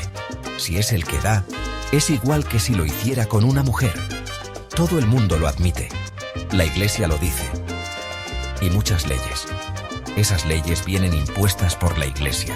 Y la Iglesia no es que penalice la sodomía, es que rechaza toda relación sexual, el menor contacto que no esté destinado a la procreación. La Iglesia prohíbe el placer. Eso sí, ellos, curas y obispos y frailes, lo disfrutan más que sus fieles, pero no soportan que nosotras podamos encontrar solaz en un hombre o en otra mujer, y lo mismo exigen de los hombres. La naturaleza no nos ha impuesto esas limitaciones. Los hombres pueden ser femeninos. Desde hace mucho tiempo, por la Candelaria, los Femminieli de Nápoles acuden en romería a la Virgen Negra del santuario de Montevergine. Viven en nuestros barrios y son respetados. Se trata de hombres afeminados a los que se considera magos. Pueden serlo. Nadie los discute ni los menosprecia por ello. Los quieren y los respetan. No es necesario que todos los hombres sean brutos y bravos como tu padre». Las dos callaron unos instantes ante la referencia a Arnau. «¿Cómo está?», inquirió Marina al cabo. «No lo sé. Rezo porque lo supere». La hija se mantuvo en silencio. Desde que hirieran a su padre, la duda la asaltaba de forma recurrente. Si Arnau moría, heredaría Filippo, quien probablemente se convertiría en tutor de Rocco. O no, quizá entonces el rey Ferrante se lo devolviese a Paolo. ahora convertido en un mercader de renombre. No quiso imaginar a aquel diablo bregando con Paolo. En cuanto a Filippo, estaba casi segura de que lo trataría bien. Pero cuando llevaba un buen rato especulando, caía en la cuenta de que todo eso venía condicionado a la muerte de Arnau, y algo que se revolvía en su interior y le causaba desazón, la obligaba a abandonar las conjeturas. Lo cierto era que no se atrevía a entrar en el dormitorio de Arnau. La asustaba reconocer lo frágil y actuaba como lo hacía su hijo. Se asomaba y aguantaba hasta que el olor a enfermo, a pus y sudor infecto, le revolvía el estómago y la obligaba a escapar de allí. Apretó los labios e inspiró hondo por la nariz. «Lo superará», afirmó entonces Sofía, consciente del dilema de su hija. Entonces, retomó la conversación Marina. «¿Qué hago con Paolo? Recupéralo, incítalo, proporciónale tanto placer que olvide a los hombres». Marina asintió pensativa. «¿Y con Gaspar?», añadió después. «¿Qué pasa con ese canalla?», se extrañó la madre, que a su vez no debía de haber escuchado su primera intervención. «Me persigue, me acosa». Dudó si contarle de la violación y al final decidió no hacerlo. Se trataba de una circunstancia que tenía que afrontar ella sola.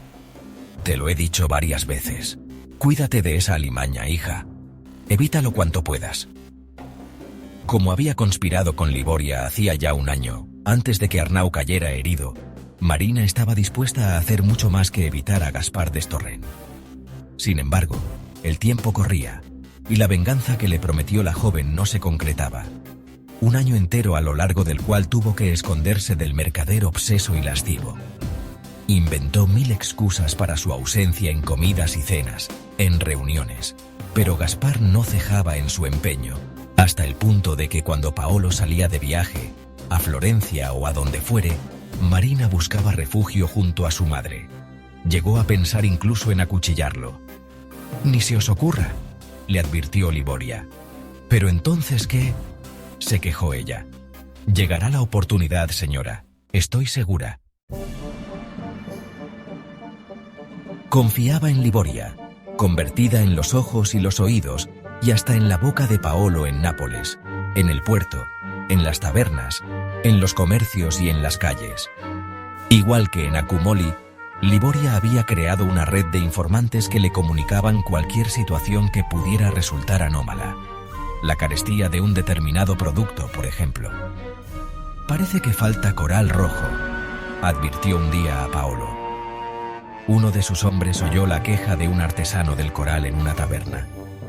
Paolo sabía qué hacer a partir de esas informaciones. Un barco que se retrasaba más de lo esperado. En condiciones normales, debería haber arribado hacía semanas. Eso se rumoreaba en el puerto. Quizá había naufragado o lo habían asaltado los corsarios. ¿A dónde viajaba? ¿Qué se vendía allí? Unos escasos días de antelación en la información podían suponer mucho dinero.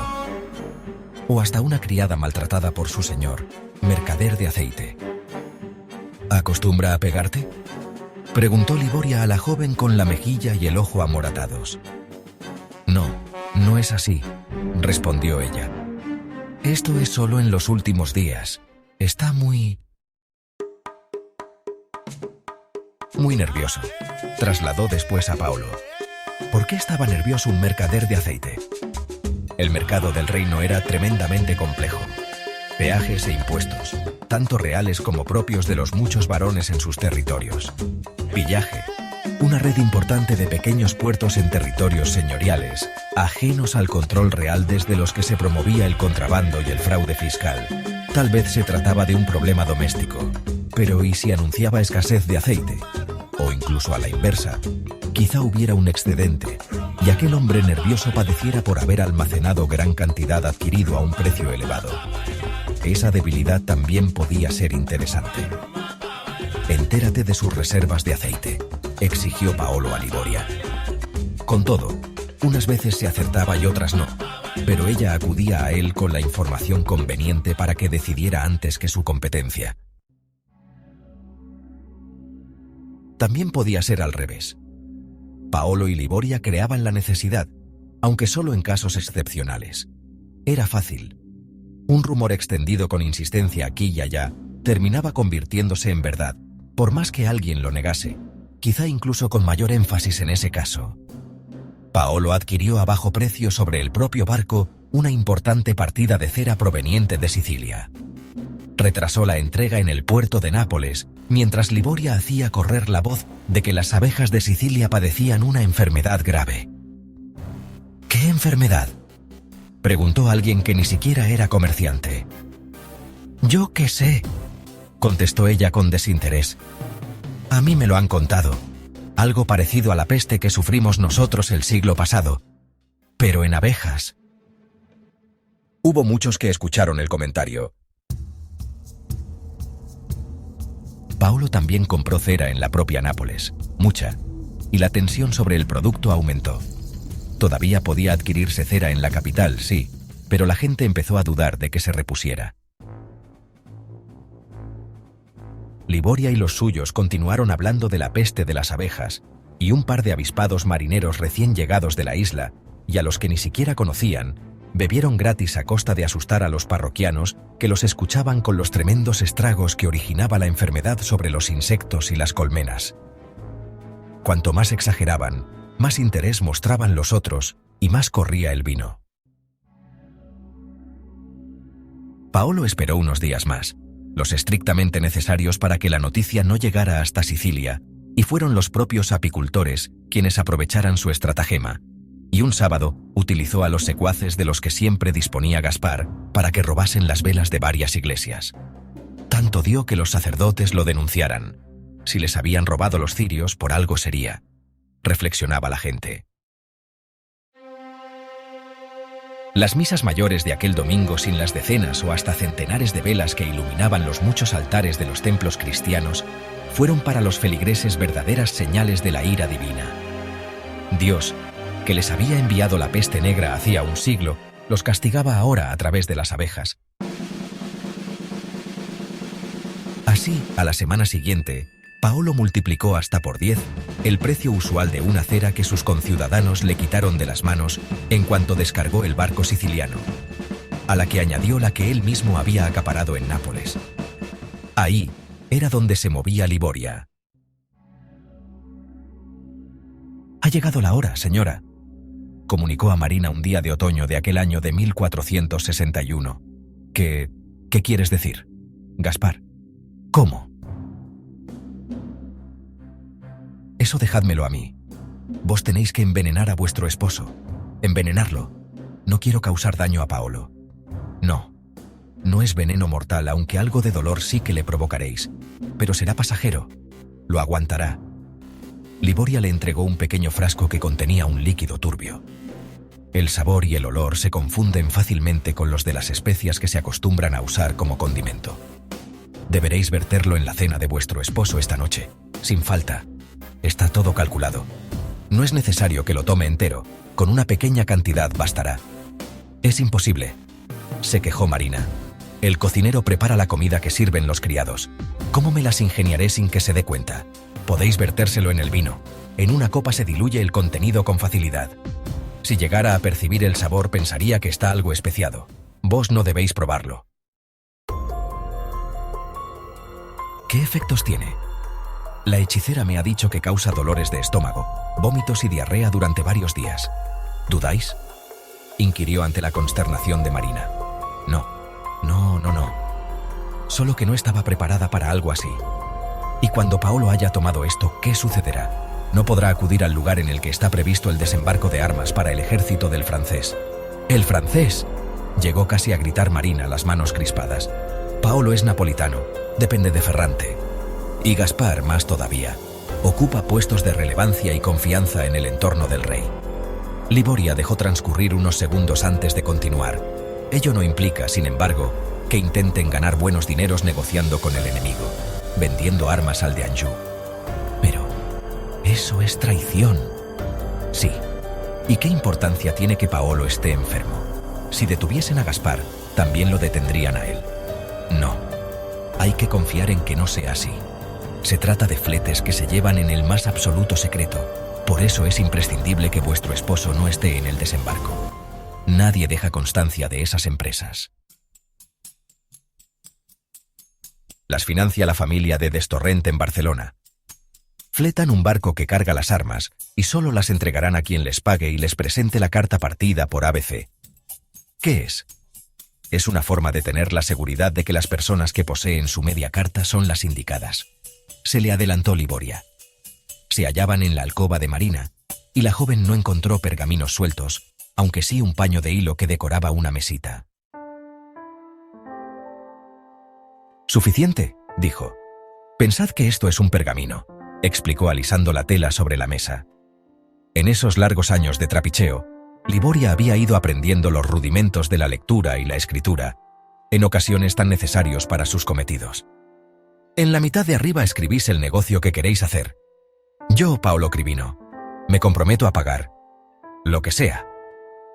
En la mitad de abajo, dejando un espacio entre ambas partes, se escribe exactamente lo mismo. Marina observaba cómo Liboria simulaba escribir sobre el tapiz. Cuando ya tenemos los dos textos escritos, en esta zona que separa las mitades escribimos en grande y con colores y letras complicadas como las de los libros de las iglesias, las letras A, B y C. ¿Las veis? Marina sonrió en el momento en el que la otra le mostró orgullosa el paño. Vale, pues ahora partimos el pergamino justo por el centro y entregamos una parte a cada uno de los mercaderes. Marina entendió el proceso. Las letras A, B y C quedan partidas. Cuando estos dos mercaderes se encuentren, juntarán sus mitades.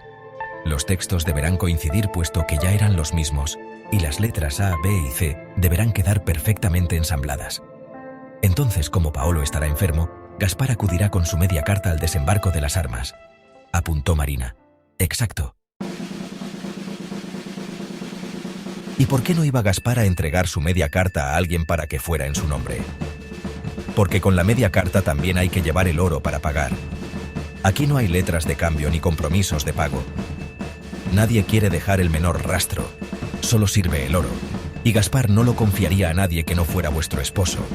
Si Paolo no puede ir porque ha enfermado repentinamente, será él quien acuda, seguro, por más que le irrite. Y allí estarán las tropas del rey ante quien lo habremos denunciado. Sea como sea, también estarán los franceses encargados de recoger las armas. Habrá algunos, pero no será una gran compañía. El desembarco es complicado. Es imposible hacerlo en puertos grandes porque la armada napolitana los vigila. Buscarán algún abrigo natural y discreto. No pueden alardear acumulando soldados, los descubrirían. En estos momentos la guerra se está desarrollando en la zona del Sanio. Ferrante está acampado en Gesualdo y se prevé que las armas se desembarquen en algún lugar entre Nápoles y Gaeta. Cabe pensar que se hará de noche, en ese refugio y asumiendo muchos riesgos. Aún así, es la zona indicada para transportar a tiempo esos suministros hasta el frente, y se supone que el grueso de las tropas está en campaña. El transporte hasta el campo de batalla también es arriesgado, por lo que no me extrañaría que lo hicieran por partes, en diferentes jornadas.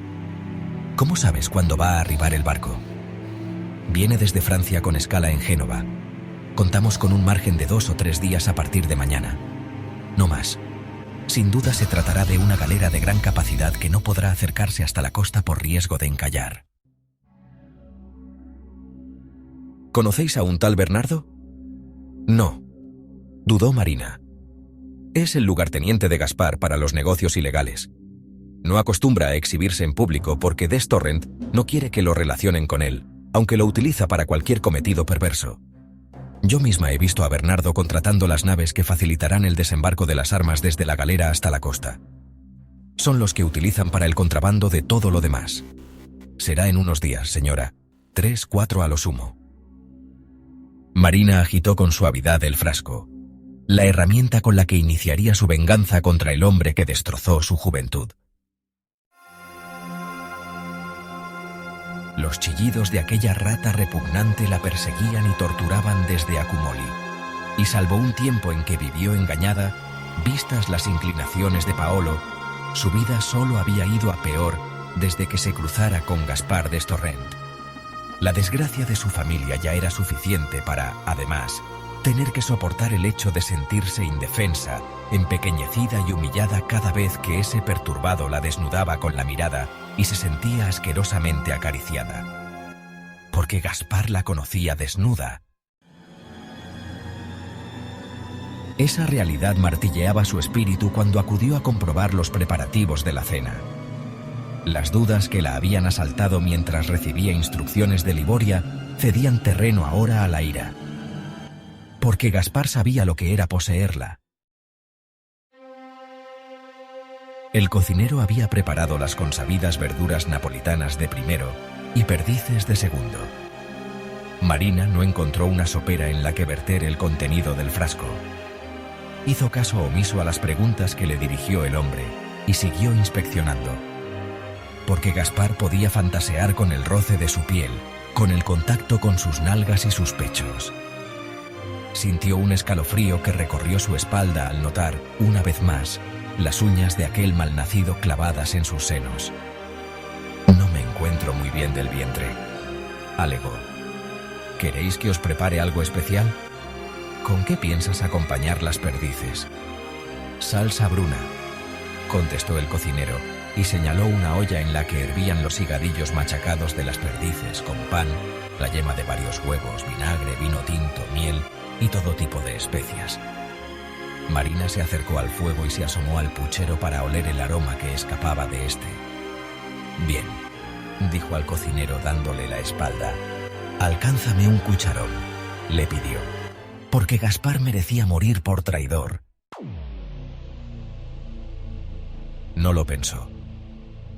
Ajena por completo a lo que hiciera su empleado, Marina se arriesgó. Destapó el frasco que ocultaba en el interior de una manga de mucho vuelo y lo vació sobre la salsa, sin dejar de olerla, la cabeza casi metida en ella. Cuando el cocinero le entregó el cucharón, removió el guiso, tomó un poco y simuló probarlo, siempre de espaldas a él. «Esta salsa me ha despertado el apetito, no creo que me siente mal». Mintió, porque esa noche, después de que sirvieran las perdices salseadas a Paolo, ella aceptó el plato que le ofrecieron y comió. Si Paolo caía enfermo, nadie tenía que sospechar de su esposa. Debía ser algo general. Las perdices, la salsa, algún alimento en mal estado, dirían. Y Marina estaba segura de que gran parte de la servidumbre, si no toda, también enfermaría. La situación con la que se encontró Gaspar al día siguiente, cuando se presentó en el palacio de Paolo para organizar la recepción de las armas, era caótica. Lo recibieron los empleados que trabajaban en el almacén y que no habitaban en palacio, el factor de Paolo, escribanos y mozos, algunos en estado de excitación. «¿Qué sucede?», preguntó a Lucio Negri, el hombre de confianza del mercader. «Maese Paolo y la señora han comido algo rancio». «Ah», contestó con gesto de futilidad. «Disculpad que os contradiga, conde, pero parece importante. Están todos bastante enfermos». «¿Quiénes son todos?», empezó a preocuparse Gaspar.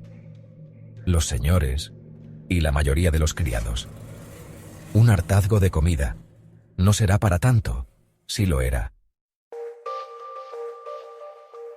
Paolo no podía levantarse del lecho y le costaba moverse y reaccionar. El médico al que habían avisado tras constatar las fiebres, los vómitos y la diarrea, ordenó reposo y dieta absoluta y recetó una pócima. Gaspar resopló y agitó el aire frente a su rostro tras entrar en la habitación hedionda, cargada de aire caliente, espeso y viciado. «¿Cómo te encuentras?», preguntó estúpidamente. La palidez del rostro del enfermo rompía la penumbra en la que permanecía la estancia. «Muy mal», logró responder Paolo con voz quebrada. Gaspar no perdió un instante. «Recupérate», lo animó aunque de forma seca, enojado por tener que ocuparse él mismo del asunto. Tras abandonar la estancia se interesó por Marina. «¿Dices que la señora también está indispuesta?». «Sí», contestó Lucio. En la puerta de la habitación de Marina montaba guardia una criada. «No quiere que la molesten», advirtió. ¿Quién se atreve a sostener que voy a molestarla? Gaspar apartó a la mujer y entornó la puerta para ser golpeado por un efluvio similar al de la habitación de Paolo. Cerró. No deseaba desfigurar la imagen de Marina en su fantasía. ¿Y los criados también están enfermos? Hasta el cocinero. ¿Los atiende el médico? Sí. ¡Nos vamos!, gritó al llegar al patio, donde esperaba una nutrida partida de secuaces contratados para acompañar a Paolo con la mitad de la carta partida por ABC y un cofre repleto de oro. Liboria sonrió al verlos abandonar el palacio. Le dolía, que no preocupaba, el estado de Marina, pero tuvo que reconocer que su decisión había borrado toda sombra de sospecha o recelo por parte de Gaspar, o de quienquiera que pudiera plantearse esa repentina afección. Los siguió. Sin embargo, mientras ellos desviaron su trayecto hacia el palacio del conde, sin duda para preparar el viaje, ella continuó en dirección a Castelnuovo, donde permanecían acantonadas varias compañías que protegían la ciudad. Uno de los capitanes, Jacopo Guarniere, un hombre de rasgos pétreos, bien plantado, colaboraba de manera activa en las intrigas que Liboria organizaba en la ciudad para los negocios de Paolo. Obtenía buenos dineros por su participación, si bien nunca los consideraba suficientes a la espera de añadir a ellos el del favor de la joven. Reacia a concedérselo, Liboria flirteaba con él bailando peligrosamente sobre unos linderos que, sin duda, excitaban la lujuria del soldado, y con ella, su agresividad. ¿Cómo sé que es cierto lo que me cuentas? Liboria ya se lo había adelantado hacía algunos días para que estuviera preparado, pero el otro dudó. Si movilizo una compañía en plena guerra, continuó sin embargo, y después resulta que no hay ningún desembarco, me degradarán y me colgarán de los pies. Puede ser, contestó la joven acercándose de forma insinuante. Pero, ¿y si es al revés? En ese caso, el propio rey te premiaría. ¿Me estás proponiendo que detenga a un conde? A un traidor, sentenció ella. Además, es un simple conde catalán que no proviene de ningún linaje. Solo son mercaderes, y el rey requisaría su fortuna y sus bienes como corresponde con el delito de traición. Y dicen que es inmensa. No, nadie lo ayudaría. Los deudores de Destorrent pasarían a serlo de Ferrante, y tú recibirías la gratitud del rey. Liboria rozaba ya al capitán.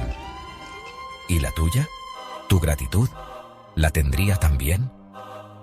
La joven era consciente de que llegaría esa demanda. Notaba la respiración acelerada de Jacopo. Se separó de él con resolución, la misma con la que se le enfrentó con un mohín gracioso. Si el rey te premiase y te nombrara varón, lo tentó. ¿Y si no fuera así, me dejarías? Si no fuera así, estoy segura de que poco importaría mi opinión, ¿no es cierto? Lo dijo de forma casi inconsciente, por lo que, mientras el capitán sopesaba sus palabras, ella hizo lo propio con el trascendental compromiso que estaba asumiendo y las consecuencias que podían derivarse de ello. Si el asunto salía bien, no tendría problema con el capitán Guarniere. Encontraría placer en muchas otras mujeres bien dispuestas ante su éxito y fortuna. Pero si no era así, si por alguna razón Gaspar no acudía, o el barco naufragaba o era capturado, o surgía cualquier otro imprevisto, Guarniere se ensañaría con ella considerándola culpable de toda su desgracia. Si los soldados lograban detener el contrabando de armas, el capitán debía alegar que había conocido la noticia a través de un marinero que le habló del embarque de aquella mercancía en Marsella, y él había investigado entre los sirvientes y empleados de Destorrent. En eso habían quedado para evitar la implicación de Paolo, Marina o la propia Liboria. Con Gaspar en la cárcel, se admitiría esa versión y a nadie interesaría conocer la verdad.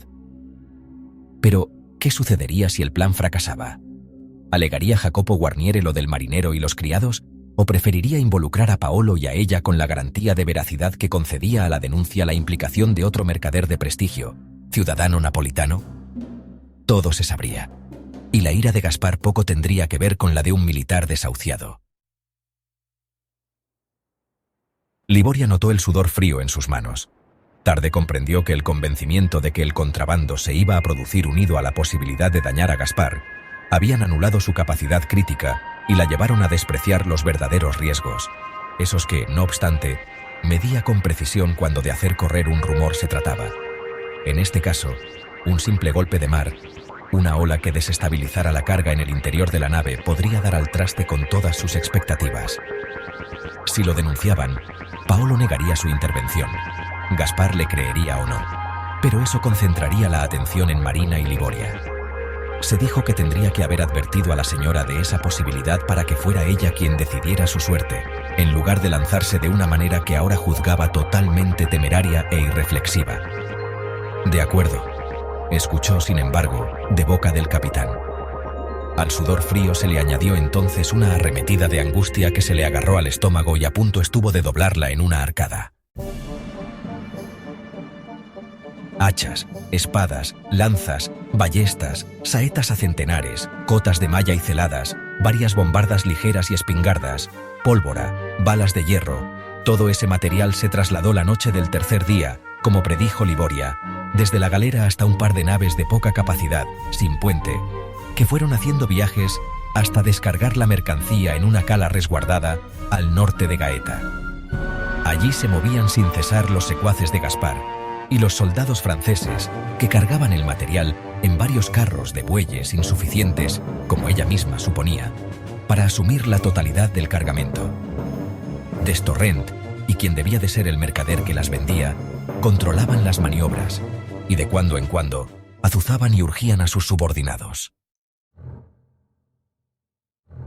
Mientras espiaba aquel trasiego, el capitán Guarniere se supo rico. Paladeó la victoria, el reconocimiento del rey, la envidia de sus iguales, todo en la certeza de que aniquilarían sin mayor problema a aquellos hombres. El refugio costero que habían escogido para el desembarco jugaba a su favor. La necesidad de esconder las operaciones los había llevado a elegir una cala que sí, permanecía oculta a las miradas curiosas, pero que se hundía entre dos acantilados en los que no había resultado difícil anular a los vigías y sustituirlos por soldados después de observarlos un buen rato para desvelar su rudimentario sistema de señales. El ataque desde lo alto de aquellas cimas sería devastador. La huida solo podía ser por mar o a través del único camino que partía de la ratonera en la que se habían introducido, y allí se toparían con el grueso de los soldados de Nápoles, que tenían instrucciones de asaltar la ensenada a sangre y fuego, respetando, eso sí, la vida del conde de Accumoli, a quien tenían que detener sin daño. Por esa razón, para impedir que Gaspar Destorrent pudiera escapar abordando uno de los dos barcos que iban y venían desde la galera, Jacopo Guarniere esperó hasta que ambos navíos coincidieran a la mayor distancia posible de la cala, y en ese momento, irguiéndose en lo alto del acantilado, ya sin precaución alguna, dio la orden de atacar. Una lluvia de saetas silbó en la noche y cayó sobre los traficantes. Jacopo observó a los hombres correr en busca de refugio bajo los carros o entre las piedras. Desprevenidos, fueron muchos los que cayeron. Con la vista en Gaspar y el mercader, sorprendidos, titubeantes, el capitán napolitano dio orden de lanzar una nueva andanada de flechas. Como preveía Jacopo, Gaspar y su acompañante se acercaron a la orilla y hasta se introdujeron en el agua, pero los barcos distaban mucho. Varios ballesteros asaetearon sobre el mar, lejos de los mercaderes, aunque lo suficientemente cerca para obligarlos a recular y buscar refugio entre las rocas. Una nueva salva de flechas mantuvo quietos a los de la cala, y Jacopo ordenó el asalto de la infantería y algunos hombres a caballo. A los ballesteros emplazados en las quebradas los dispuso lo más cerca del despeñadero. Si alguno de esos barcos trata de acercarse, los instruyó, lo destruís a flechazos incendiarios. Como uno de ellos llegue a la costa, os quemaré a vosotros. Mostrárselo. El capitán descendió hasta la cala al mismo tiempo que varias flechas llameantes cruzaban el cielo para caer sobre el mar en clara advertencia a los ocupantes de los navíos. Abajo se encontró con una situación totalmente controlada. Ni los pocos soldados franceses que quedaban, simples tropas auxiliares a las que se mandó a esa misión, ni los hombres de Gaspar opusieron la menor resistencia ante la superioridad de los napolitanos. Y se rindieron. Uno de los barcos se arriesgó a acercarse, y tal fue el número de flechas incendiarias que le cayeron por delante que cejó en el empeño y puso rumbo a Nápoles, travesía a la que no tardó en sumarse la otra nave. La galera levó anclas y se perdió en la noche. «Testorrent», gritó el capitán Guarniere. Iluminado por el titilar de los hachones, Gaspar surgió de entre las rocas, sus ropas mojadas y hasta desgarradas. «Gaspar Destorrent, os detengo por el delito de traición en nombre de Ferrante, rey de...». «Soy el conde de Acumoli», replicó el mercader, haciendo un esfuerzo por recomponer su figura a la vez que exageraba su soberbia. «Te exijo el respeto que merezco. No tienes ninguna autoridad para detenerme. Solo puede hacerlo el alguacil de la corte». «Estamos en guerra, señor», contestó Jacopo. «¿Y cuándo no lo ha estado Nápoles? Eso se lo explicaréis al rey». La mayoría de los soldados se dedicaban a desarmar a los contrabandistas y atarlos en una línea de reos. Gaspar escrutó al militar, por delante de algunos soldados que lo secundaban, y lo evaluó como solía hacer con cualquier comerciante. Parecía honesto. «Podría hacerte rico», le propuso pese a esa percepción. Gaspar se volvió hacia el mercader que había desembarcado de la galera, asustado tras él, y le indicó que abriera el cofre. Un montón de monedas de oro destellaron en la noche. Jacopo no fue capaz de esconder el sobresalto, tampoco quienes lo acompañaban. Unos con los ojos abiertos cuanto daban sus órbitas, otros tratando de asomarse tras su capitán, algunos silbando, alguno gesticulando. El alboroto llamó la atención de parte del resto de las fuerzas, y varios soldados se aproximaron. Gaspar había mudado su expresión, y ahora sonreía. «Os puedo hacer ricos a todos», ofreció. Jacopo olió la avaricia de los soldados. Ni siquiera él era capaz de apartar la mirada de aquel tesoro. No vivirían. Si se perdía la disciplina, los hombres se pelearían, se matarían entre sí por obtener la mayor parte del botín. Uno de ellos empujó a otro sin ninguna contemplación para poder acercarse al cofre. El otro respondió apartándolo con violencia. De ahí a que desenvainasen sus armas y se retasen mediaba un soplo, una palabra inoportuna, y además se sabría.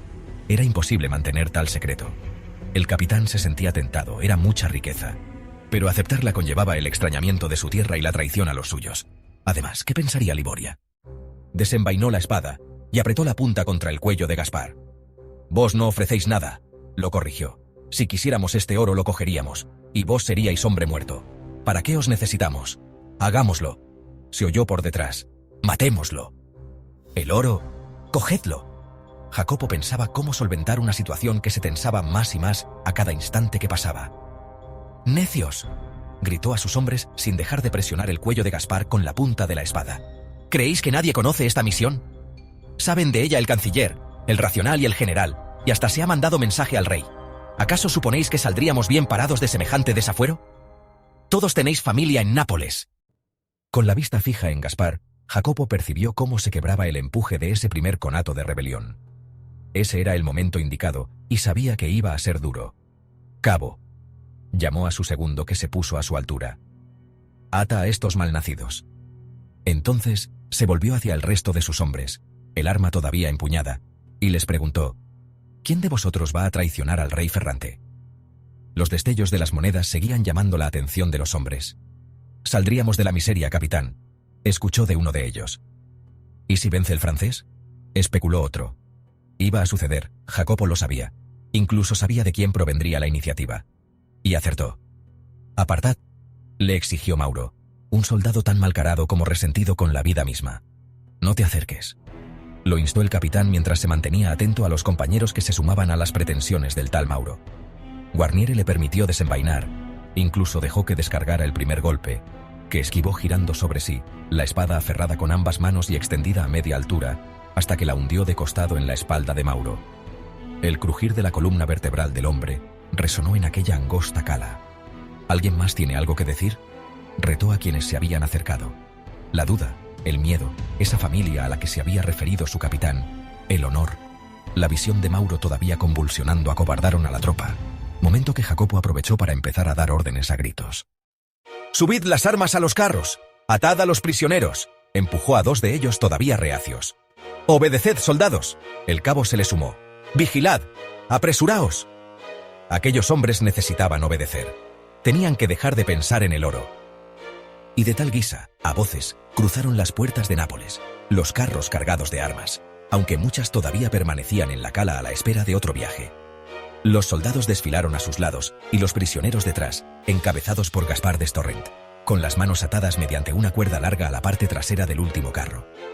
Tras el duro viaje marchando sin descanso, el conde de Accumoli, sucio y desastrado, caminaba tambaleante, trastabillando, con la mirada clavada en el suelo y, si se retrasaba, la cuerda se tensaba obligándolo a mantener el ritmo so pena de ser arrastrado por tierra.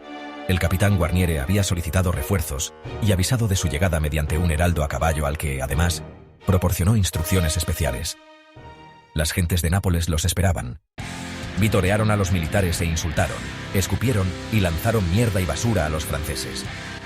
Tan pronto como Liboria recibió noticias de Jacopo, hizo correr la voz y mucha de aquella gente se ensañó con un Gaspar d'Estorrent incapaz de esquivar la avalancha de escupitajos, heces y residuos podridos que cayó sobre él. «¡Traidor!», retumbaba a su paso. «Renegado», «ya», «pérfido», «catalán». Muchos fueron los insultos de unos ciudadanos que ya estaban al tanto del delito del conde de Accumoli. Una de esas personas, empero, utilizó otra injuria. «¡Violador! ¡Perro violador! ¡Miserable!», continuó gritando Marina, las manos golpeando el aire en un gesto propio de los Estañol, el rostro crispado, el gesto altivo, jadeando revancha, los ojos encendidos por la venganza, pugnando por superar a la gente y abalanzarse sobre Gaspar, pero contenida por Liboria, que la agarraba para impedir que lo consiguiera y se introdujera en la comitiva. Cuando las espaldas de los presos se perdieron en la distancia, llegaron la flojera, las lágrimas y los abrazos.